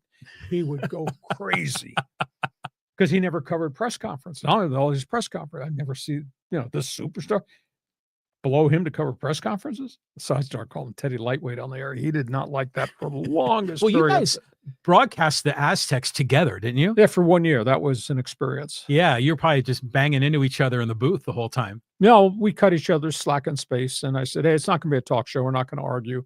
I'm going to say this. You're going to do what you want to do, and that's okay. But okay. It was the last year we were together. So last year the games were on our station. So that was that. Well, it's just like whenever I'm on the road, I like to listen to a ball game, in any sport, and the announcers, the play-by-play guys are just really boring in most of American cities. And here we had Ted, Jerry Coleman. Yep. There were a lot of colorful people here. Yeah. Our Padre broadcasts are really popular. I like Orsillo and Mud Grant on TV. Yeah. I think Jesse Agler and Tony Gwynn Jr. do a really clean radio job, but each of them has their different style. But we're kind of blessed here. And again, I was spoiled because I grew up in the era of black and white TV, and I grew up with baseball on radio was really huge. I don't know if it's that way right now, but so he had a good run. I had a good run. We're all doing it differently now. Okay. Love Uncle Teddy. Okay. And by the way, shout out to John Schaefer. I think he's going to take the baton for the Aztecs, and I think John's going to have a great career. Good deal. Okay. Let's go here to Flegel. He goes, hoping for some good news for Mookie Betts and his family. Last night's MLB article wasn't exactly inspiring. What's scary? He openly admits that he's gotten sick again, and he's lost so much weight, and they can't determine it, and they can't treat it. Or at least they don't have the right meds at this point to try to figure it out. It's something from a gastro standpoint in his system.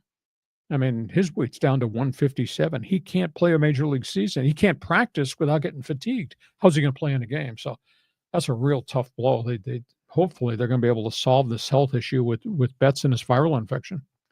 Well, of course, the Dodgers probably have the best medical staff in Major League Baseball, so he's going to get all the treatment he needs. But it is weird, if you're feeling a little down, you still want to get on that airplane and go to Seoul or to Tokyo, and then go to Tokyo for those games. But that flight probably made it worse. Well, he thought it was flu. He never got better. So doctors finally put him back on a plane with a trainer and said, you're going back to Los Angeles. And they conducted more tests. And he showed up yesterday for the Freeway Series game where the Angels said, I can't play and I can't eat. Every time I eat, I get sick. Weird. Yeah, very much so. So keep him in your thoughts. He's a great human being. Okay, this next one, I'm going to do it in 4 parts. Okay, the first 3 are quick. All right, this is from Seabreeze. Go Jets, go. Sixter, go Jets, go. Son of Dork, Jets win the cup. And then Carlos says, the LA Kings beat the Winnipeg Jets both times this year. They appear to be peaking at the right time, scoring 7 goals in their last few games. Is this the season Kings bring back Lord Stanley to LA? Well, this is the old Canada Network, which is just pouring in from across the border. By the way, they are allowed to cross the border. Please send that message to the White House. They're my best friends. Kings have to prove themselves. Western Conference playoffs are not going to be easy. Now, Edmonton is dinged up right now. Edmonton's got a problem. They're a little bit concerned because Connor McDavid was having an MRI today on rib injuries after he got slashed. Draisaitl is hurt. The Stuart Skinner got dinged with what they feared might be a concussion. Does not appear that way. All of a sudden, Edmonton's got problems. Dallas is freaking loaded. Holy cow.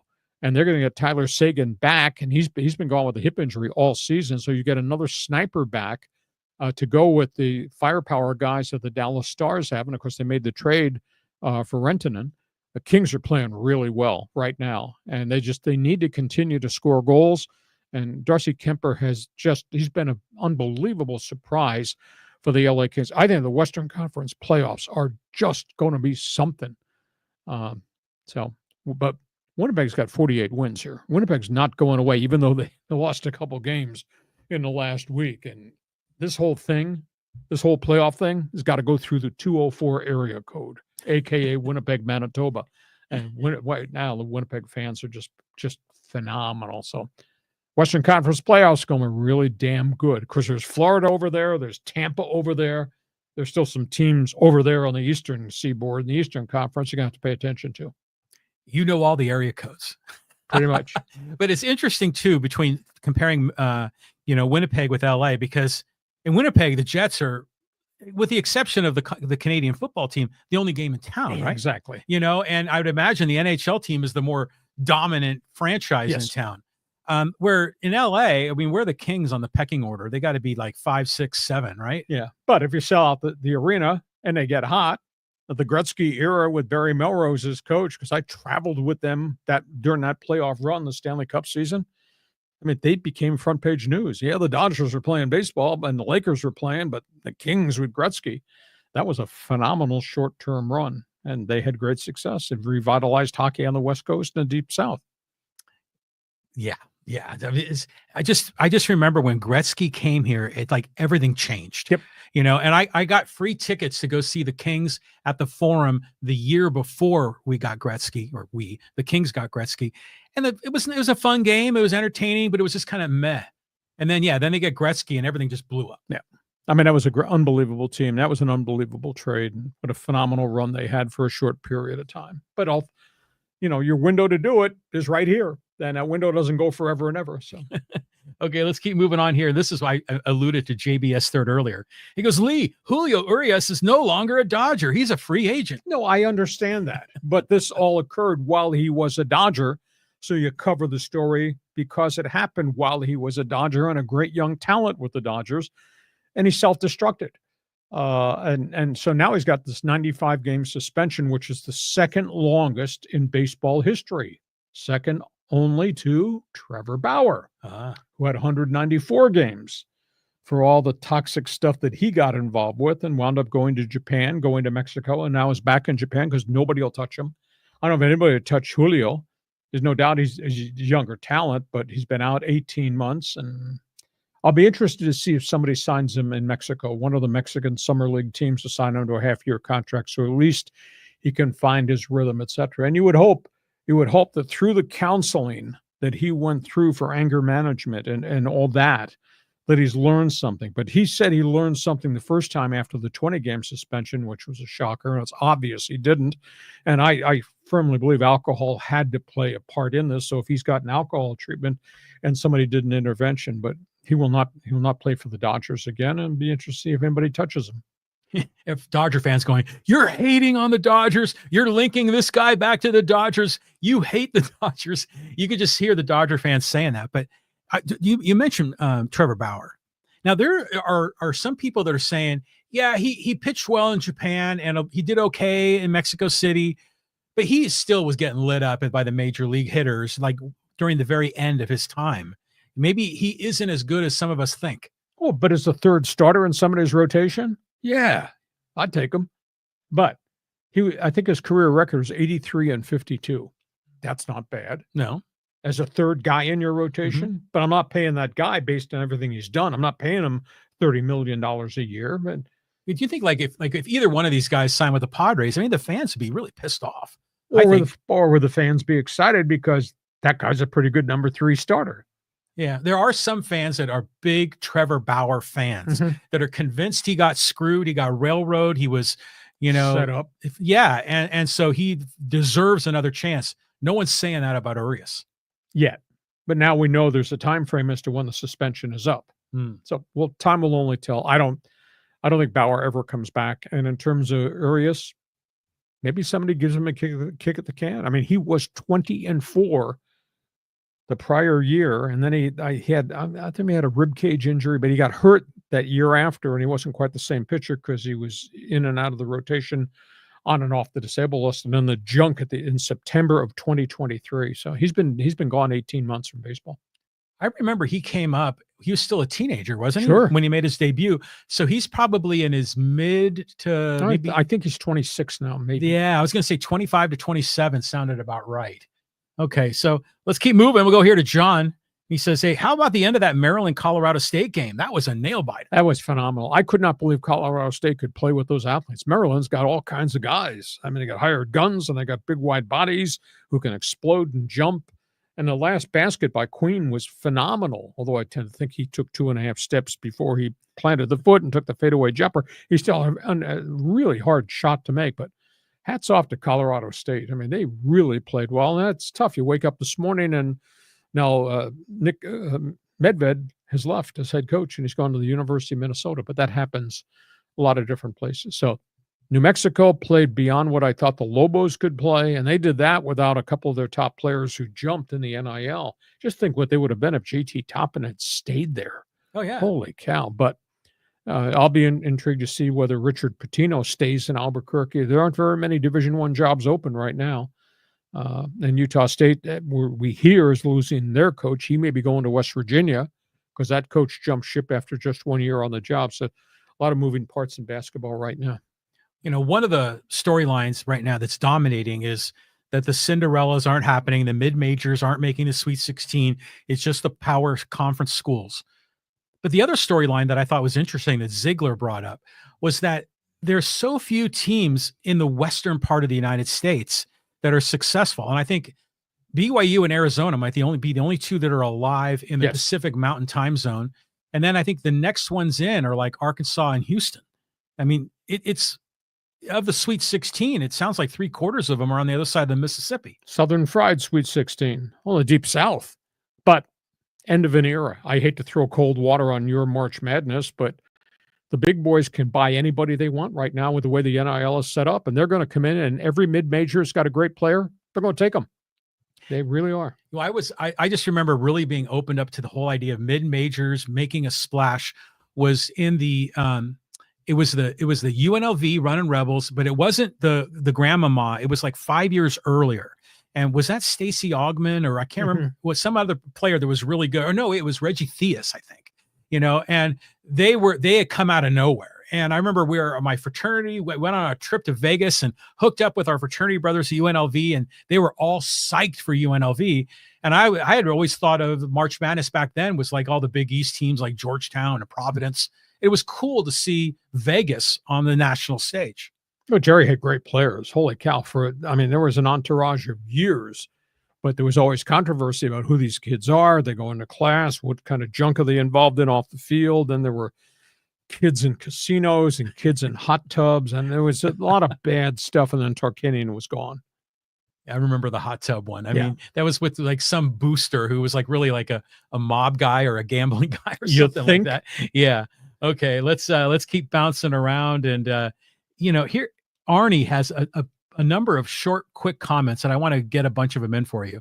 And Arnie says, always like you and Lazovic saw. Yeah, Jim Lazovic, great co-host, is part of our broadcast team. Linebacker he was a linebacker who was smart as can be.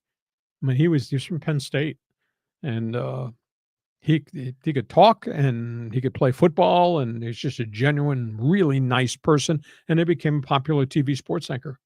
Still here in town, lives in Coronado Island, plays a lot of golf. All right, right on. Hanging out with Orsillo, probably doing a barbecue out in Coronado. I want to get a few more of Arnie's because they're really good and they're similar and they're short. So Arnie says, really sad to see Bryce Miller pass. Died way too young at 56. Yeah, very much so. Very kind soul. I think that's about the most unique way I could explain it. And radio guys and broadcast guys don't always get along with print guys. I got along really well with him, and I introduced myself, and he kind of knew who I was. And I said, this is what I can do. If you need contacts, whatever, let me know. And we'd cross paths at press conferences, etc. Interesting person. It's funny, like the print guys don't get along with the broadcast guys. Well, that goes back 1,000 years. And then let's just throw one more in here from Arnie talking about local media. It says Ted was good with the Colonel and doing San Diego State. Yeah. Yeah. Ted and the Colonel were kind of a fixture on radio. And they, at one time when I first got here, the Padres would rotate their guys from radio booth for 3 innings to TV booth for 3 innings. That was a weird combination. It wasn't any flow. But then they separated the whole thing because there were other guys that came in that became TV play-by-play guys, to the point where we are right now with Orsillo, and prior to that was with Dick Enberg, and geez, I can't remember the other names prior to that. But Vasgersian. Yeah, Vasgersian was here for 15 minutes, and I liked Matt. I thought he was really good, and he went to the MLB Network. So they separated the radio and TV guys rather than flip-flopping them, which I didn't think made a heck of a lot of sense. Well, what's your take on guys like, Chick Hearn or Vince Scully that did the simulcast? They did radio and TV, and they covered it all, and they could give you what radio needed to paint a picture, but they could also do what TV needed. Nah, I'm an old school guy. Let my radio guys be really good on the radio and let the TV guys do it, because that's a different type of play-by-play. And I've done simulcast. Mm-hmm. I did both. And you're trying to serve your radio audience, but at the same time, you're talking so much on TV that maybe people don't like that. And it's tough to get a second guy to interact with you on TV if you're trying to do a radio broadcast. It's hard. I did it, and it was okay, but just a tough feel. So when you're on the radio and you're on the radio, what are the things you try to do as a broadcaster? There's just a lot of information, and you drop the information in during the radio broadcast. What this team did on third downs and third and longs and all that. But when you're on TV, then it has to be coordinated, because then you got a producer who says, we got certain graphics. If you're going to make reference to this, we're going to be able to flash a graphic up. Well, now you have to wait, and you have to tell them, when I get a chance somewhere in the first quarter, it's a third down coming up, I'm going to run through my set of statistics that I think are pertinent to this third down situation that the Chargers have. And now, so just be aware, when it's 3rd and 12, I'm going to talk about third down troubles or third down greatness, blah, blah, blah. You can fire the graphic, but that's got to be prearranged. Right. And the producer's got to be in tune to where I'm going to guide them. Does that make sense? It does make sense. Yeah. By the way, I'm always amazed in March Madness and in baseball, football, basketball, how the producers can get the replay ready so quickly. It's like someone's got to do rewind, record, get the clip just right, and then serve it up, and then probably tell the guy in his earpiece, hey, we've got the replay for you. It's always interesting doing play-by-play with having somebody talking to you while you're doing play-by-play. That's kind of hard. Yeah, I would imagine. Yeah. Okay, let's keep going here. Talk some boxing with Flegel. His Foreman became a close friend of Muhammad Ali and publicly expressed regret over the rumble in the jungle and the pounding he gave Ali before finally losing to him. Foreman said, Muhammad wanted to win the fight, but I wanted to kill him. Yeah, they did. And of course, there was the Smokin' Joe fight with Ali. Man, what a war that was. What was that one called? Oh, Thrilla in Manila? Yeah, Thrilla in Manila. There were so many great fights. And, the Foreman-Ali fight is where Howard Cosell came up with the rope-a-dope. That's where that started. That's a classic one. Yeah, Right? Ali just kind of lay against the ropes and said, come on, throw me your best punch. And then Foreman go in with a flurry. Ali clinched with him, and Ali whispered to him, is that the best you got? What a grand era that was. And, I know we're focused on George Foreman and his passing and a special man, but Muhammad Ali, that dude is an American hero. And like in the 70s when he was fighting, I was too young for the initial part of his career. I just knew when his big comeback in the 70s and he had these big fights with Frazier, and that's all everybody was talking about. And then when he lost to Leon Spinks, everyone couldn't believe it. But the more I learned about Ali and what he did, here we go, politics, protesting the Vietnam War. Sure. He really put himself out there. He went to jail, didn't he? For 4 years, he was out of boxing. Yeah. So these dudes, where they come from, how they kind of form their whole persona, and Chuck Foreman and Smokin' Joe and Muhammad Ali. This is like the Mount Rushmore of boxing. Yeah, concur. Because boxing after that became Jerry Cooney. Great White Hope, Great White Dope, whatever it was. Well, I remember there was one. It was Tyson and Michael Spinks, and it was over like in 30 seconds.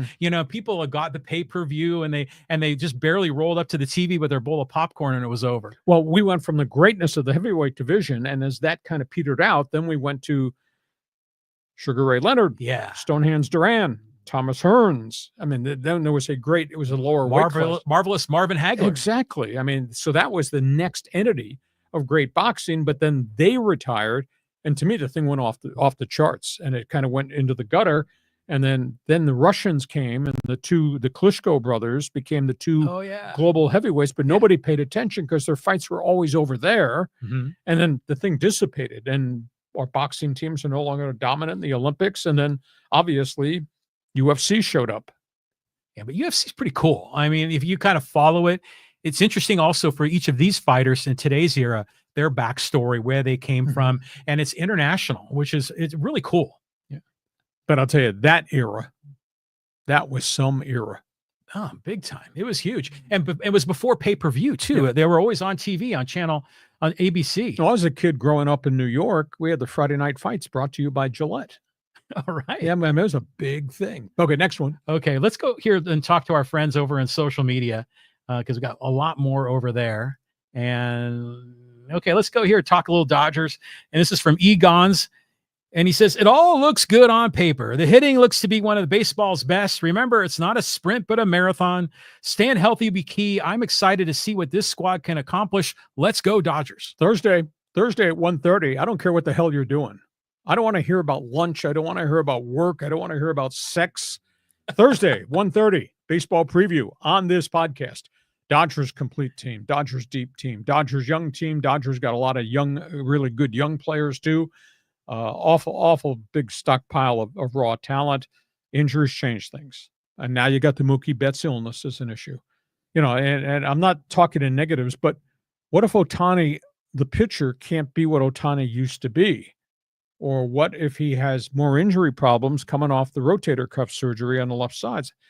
There's things here that have to play out. It's 162 games, but no different than anybody else, except they got a deep roster, and they got a ton more players than virtually everybody else. It's interesting when in comparing the Padres and Dodgers is like junior varsity and varsity, but well, don't insult Padre fan. Padre fan be blowing up here. But the thing it's weird is like we're talking about the Padre roster and how you say wafer thin they are on the pitching staff, which is true. Once you get beyond the top three that are healthy right now, yeah. But the Dodgers seem to have they have the same roster limitations in terms of the number of guys on the list, but it seems like they've got 20 pitchers. They got so many. They got 11 pitchers on the disabled list right now, all of them who could pitch in the major leagues for somebody if they were healthy. It's insane. I mean, it's just great scouting. Well, yeah, I mean, I'm not saying it's bad. I'm just saying it's incredible how they check every box. Exactly. Right now they do. Okay, let's keep going. We'll talk Chargers here. This is with Gia Marshall. He says the Chargers got better by subtraction. All those players you listed that they lost were always injured, so they didn't play anyway. Puna Ford is the result of great Chargers coaching. He was a journeyman before this year. The floor is now higher for the Chargers, and just like last year, the superstars will be found in the draft. Well, they're going to have to draft specifics, and at number 22, that specific might be speed wide receiver, or it might be legitimate tight end, because there may be 5 tight ends in the first round of this draft. It should be probably more offensive line help. They've gotten bigger and they've gotten more physical. But you know what? I'm going to say something different. I would have gone back in and talked to Joey Bosa about coming back on a lower price, because they got Khalil Mack back on a 1-year, $18 million deal. They were never going to keep Bosa at $25 million with a 36 cap figure. You come back to Bosa and say, you want to play here? We're real close to being really good. Come play on a 1-year, $15 million deal. And if you do and you do well, then we'll take care of the second year. But they never did that. They were tired of the injuries. They let him go. But they lost both their starting defensive tackles, and that's Bosa's gone, and Christian Fulton's gone to Kansas City. So, I mean, those are 4 integral guys that were real components to everything you tried to make happen defensively. The 2 young defensive tackles they drafted, they were not full-time starters at other places. They're young, they're cheap, but they're not proven to what they were before.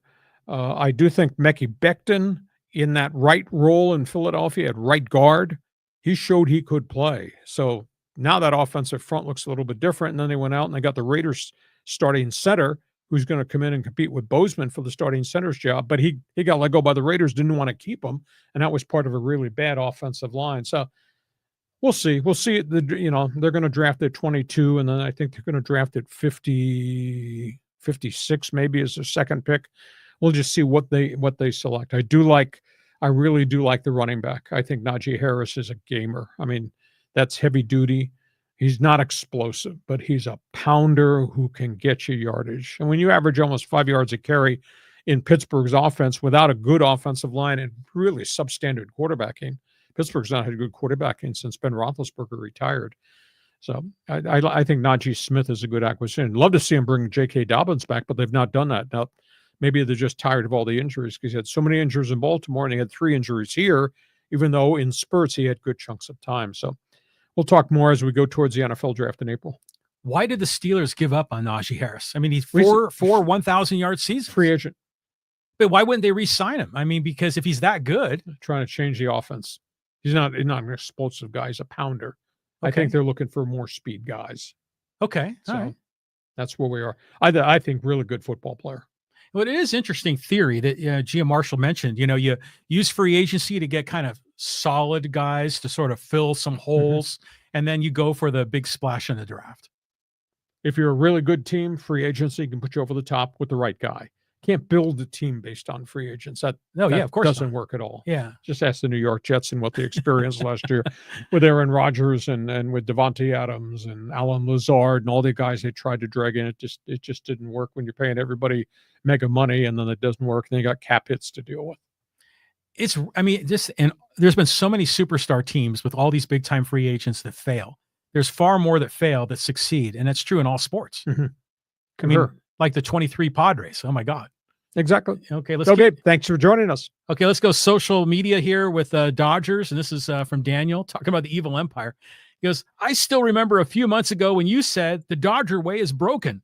It was never broken. It was injuries only. And we overcame the injuries with grit and hard work. You won the World Series. Yay for you. But at the end of the day, the Dodger way as it relates, I'm only making reference to the pitching crisis. I'm not making reference to the organization. I'm not making reference to wins and losses that season. It was the pitching crisis. They had so many pitchers hurt. There's something that needed to be re-examined. And Andrew Friedman admitted they spent the offseason re-examining. Won't talk about what they found as it relates to how they're handling the kids at Oklahoma City, how they're handling the pitchers that are coming off surgeries, things of that nature. I was only making reference to the pitching crisis. They had 19 different starting pitchers. Nobody in baseball does that. I think they had 9 surgeries last year. That was catastrophic. They had more surgeries in the offseason. They have 11 pitchers on the disabled list as we speak this afternoon. So, but that's a deep organization. You won it. Congratulations. They're the team to beat again this season. They're not the evil empire. They've done nothing wrong as to the way they've conducted their business. It's a really good organization. You look at how many players they develop. That goes back to drafting. That goes back to philosophy. So, but I was making reference to the catastrophic epidemic with elbow and shoulder injuries, and the Dodgers have had more than anybody else in baseball. You had a line, I remember, it was like 90-something trips to the injured list. Over 3 years, 5 years. It was something like that. It was a phenomenal number of times they had to put people on the disabled list. It was, I don't know if it was 196. It was a phenomenal number. Yeah. So who knows? I mean, the Dodger way still works. I mean, you make up for it with all these numbers of this long list of guys. Yeah, just covering the story. There you go. Okay, let's keep going. We'll talk some Padres here. And this is from Brian. He goes, every post you make is negative about the Padres. Just one man's opinion. Well, we're sitting here dealing with the stories. I mean, I have to write and I have to comment on Yu Darvish having his third flare-up with his elbow in 3 years. Have to comment on Musgrove's injury. Have to comment on what just happened to Waldron. Bad luck as it is. I can't sit here and just say the world's beautiful. It's not negative. It's just I'm dealing with the stories. Padres have got 3 frontline starters right now that are rock solid. You hope nobody gets hurt in that group because if anything happens to Cease or King or Pivetta, your world got a lot more complicated because there is nothing at AAA. I'm not being negative. I'm just telling you this is the positive. This is the negative. I like the everyday lineup, But by the way, you need a left fielder that has to show you he can hit. Is there somebody that can replace Profar to do what Jerkson did? Jump up and down after making the plays and hit 280? Until we get that answer, Brian, we got to talk about that. Brian, you're telling me everything's great behind home plate. You got 3 catchers, none of them hitting above 143. You're going to live with that during the course of the season? And you got to replace the whole bench bunch. Some guys had good springs. Some guys are hoping to have good seasons. So I'm not negative. Jeez, Pizzo. Holy cow. Well, it's you got guys like this, like Brian. There's a bunch of them that say you're always down on the San Diego teams. But then meanwhile, when the Dodgers were about to be eliminated in the NLDS in Game 4, when the Padres were going up against a bullpen game by the Dodgers, you were saying it's all over for the Dodgers. And then they were saying, oh, you're like a Padre homer. Now these guys say you're a Padre hater. It's like, make up your mind, fans. I'm covering the stories. Period, exclamation point, end of argument. But, Brian, Thursday, 1:30, do not miss. Do not miss the baseball preview he and I are going to do. It's going to be good. You'll be screaming again by Thursday, I'll guarantee you. Okay, let's go to this next one about the NFL. And this is from Euphoria Deep. He goes, one thing I don't like about reseeding the playoffs, if you win your division, you should get a home playoff game. Well, but a lot of people don't think that's necessarily right. I guess we could call this the Minnesota Viking rule. So Minnesota wins 14 games last year and winds up 5th in the playoff seedings because they didn't win the division because they're in a tough-ass division. You get somebody goes 8-9 and wins their division in a bad division and they get home field advantage. Doesn't seem right. I think the reseeding rule that the owners are going to examine next week, first week of April, I think that's going to probably happen.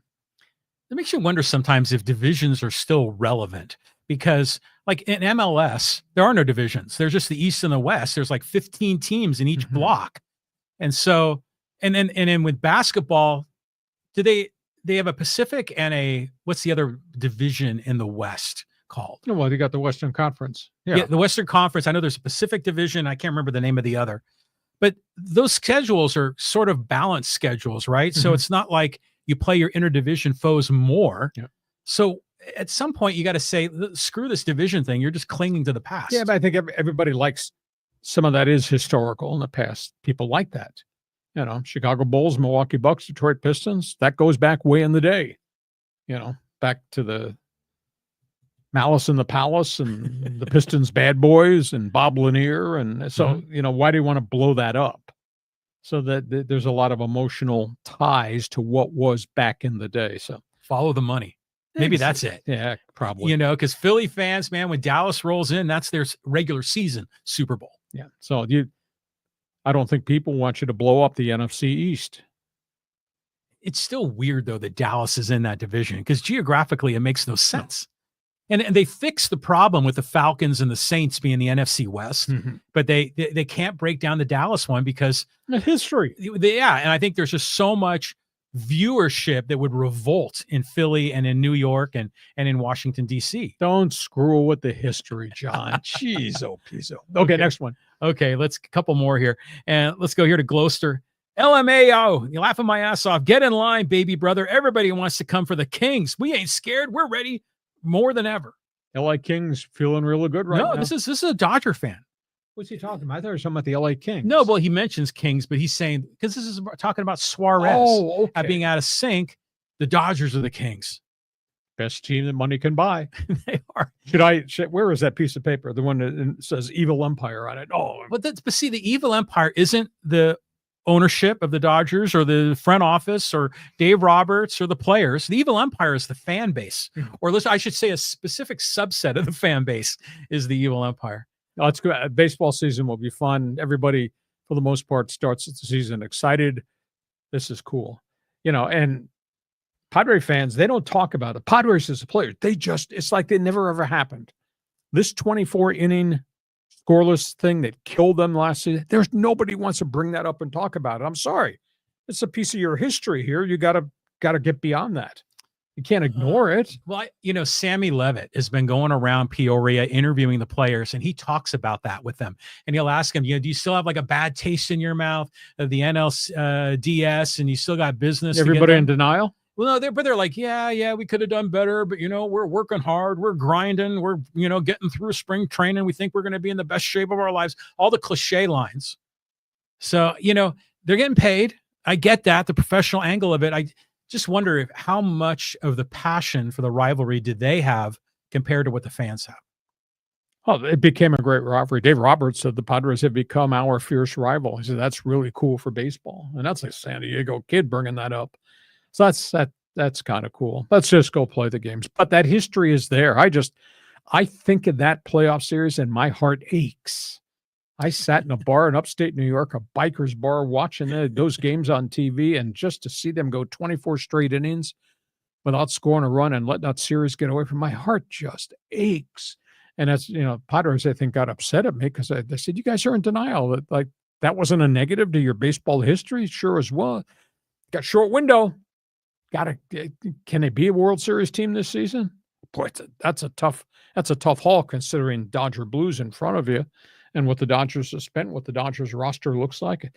And they have, to me, they got a short window to be a World Series team. It has to be this year or next year. How's it going to be this year or next year, considering who the Dodgers are? Yeah, you're going to have Manny and Xander out there on wheelchairs at some point. So, yeah, they got to get it done. They have a good roster. They could win it. I mean, it's not like they're 1 through 6 in the batting order is pretty good. The bottom third of the order, we're going to find out. And the bench and the thinness in the rotation. But they've got Martin Maldonado. He's going to light it up. It's just, some of these cuts that they made are really weird. Ever the fan. Hey, listen, we hope you have enjoyed this extended Monday bonus podcast. We are here Mondays and Thursdays at 1:30 p.m. each day. Hope you will share with your friends who we are. Hacksaw's back. We do sports talk the way it should be done.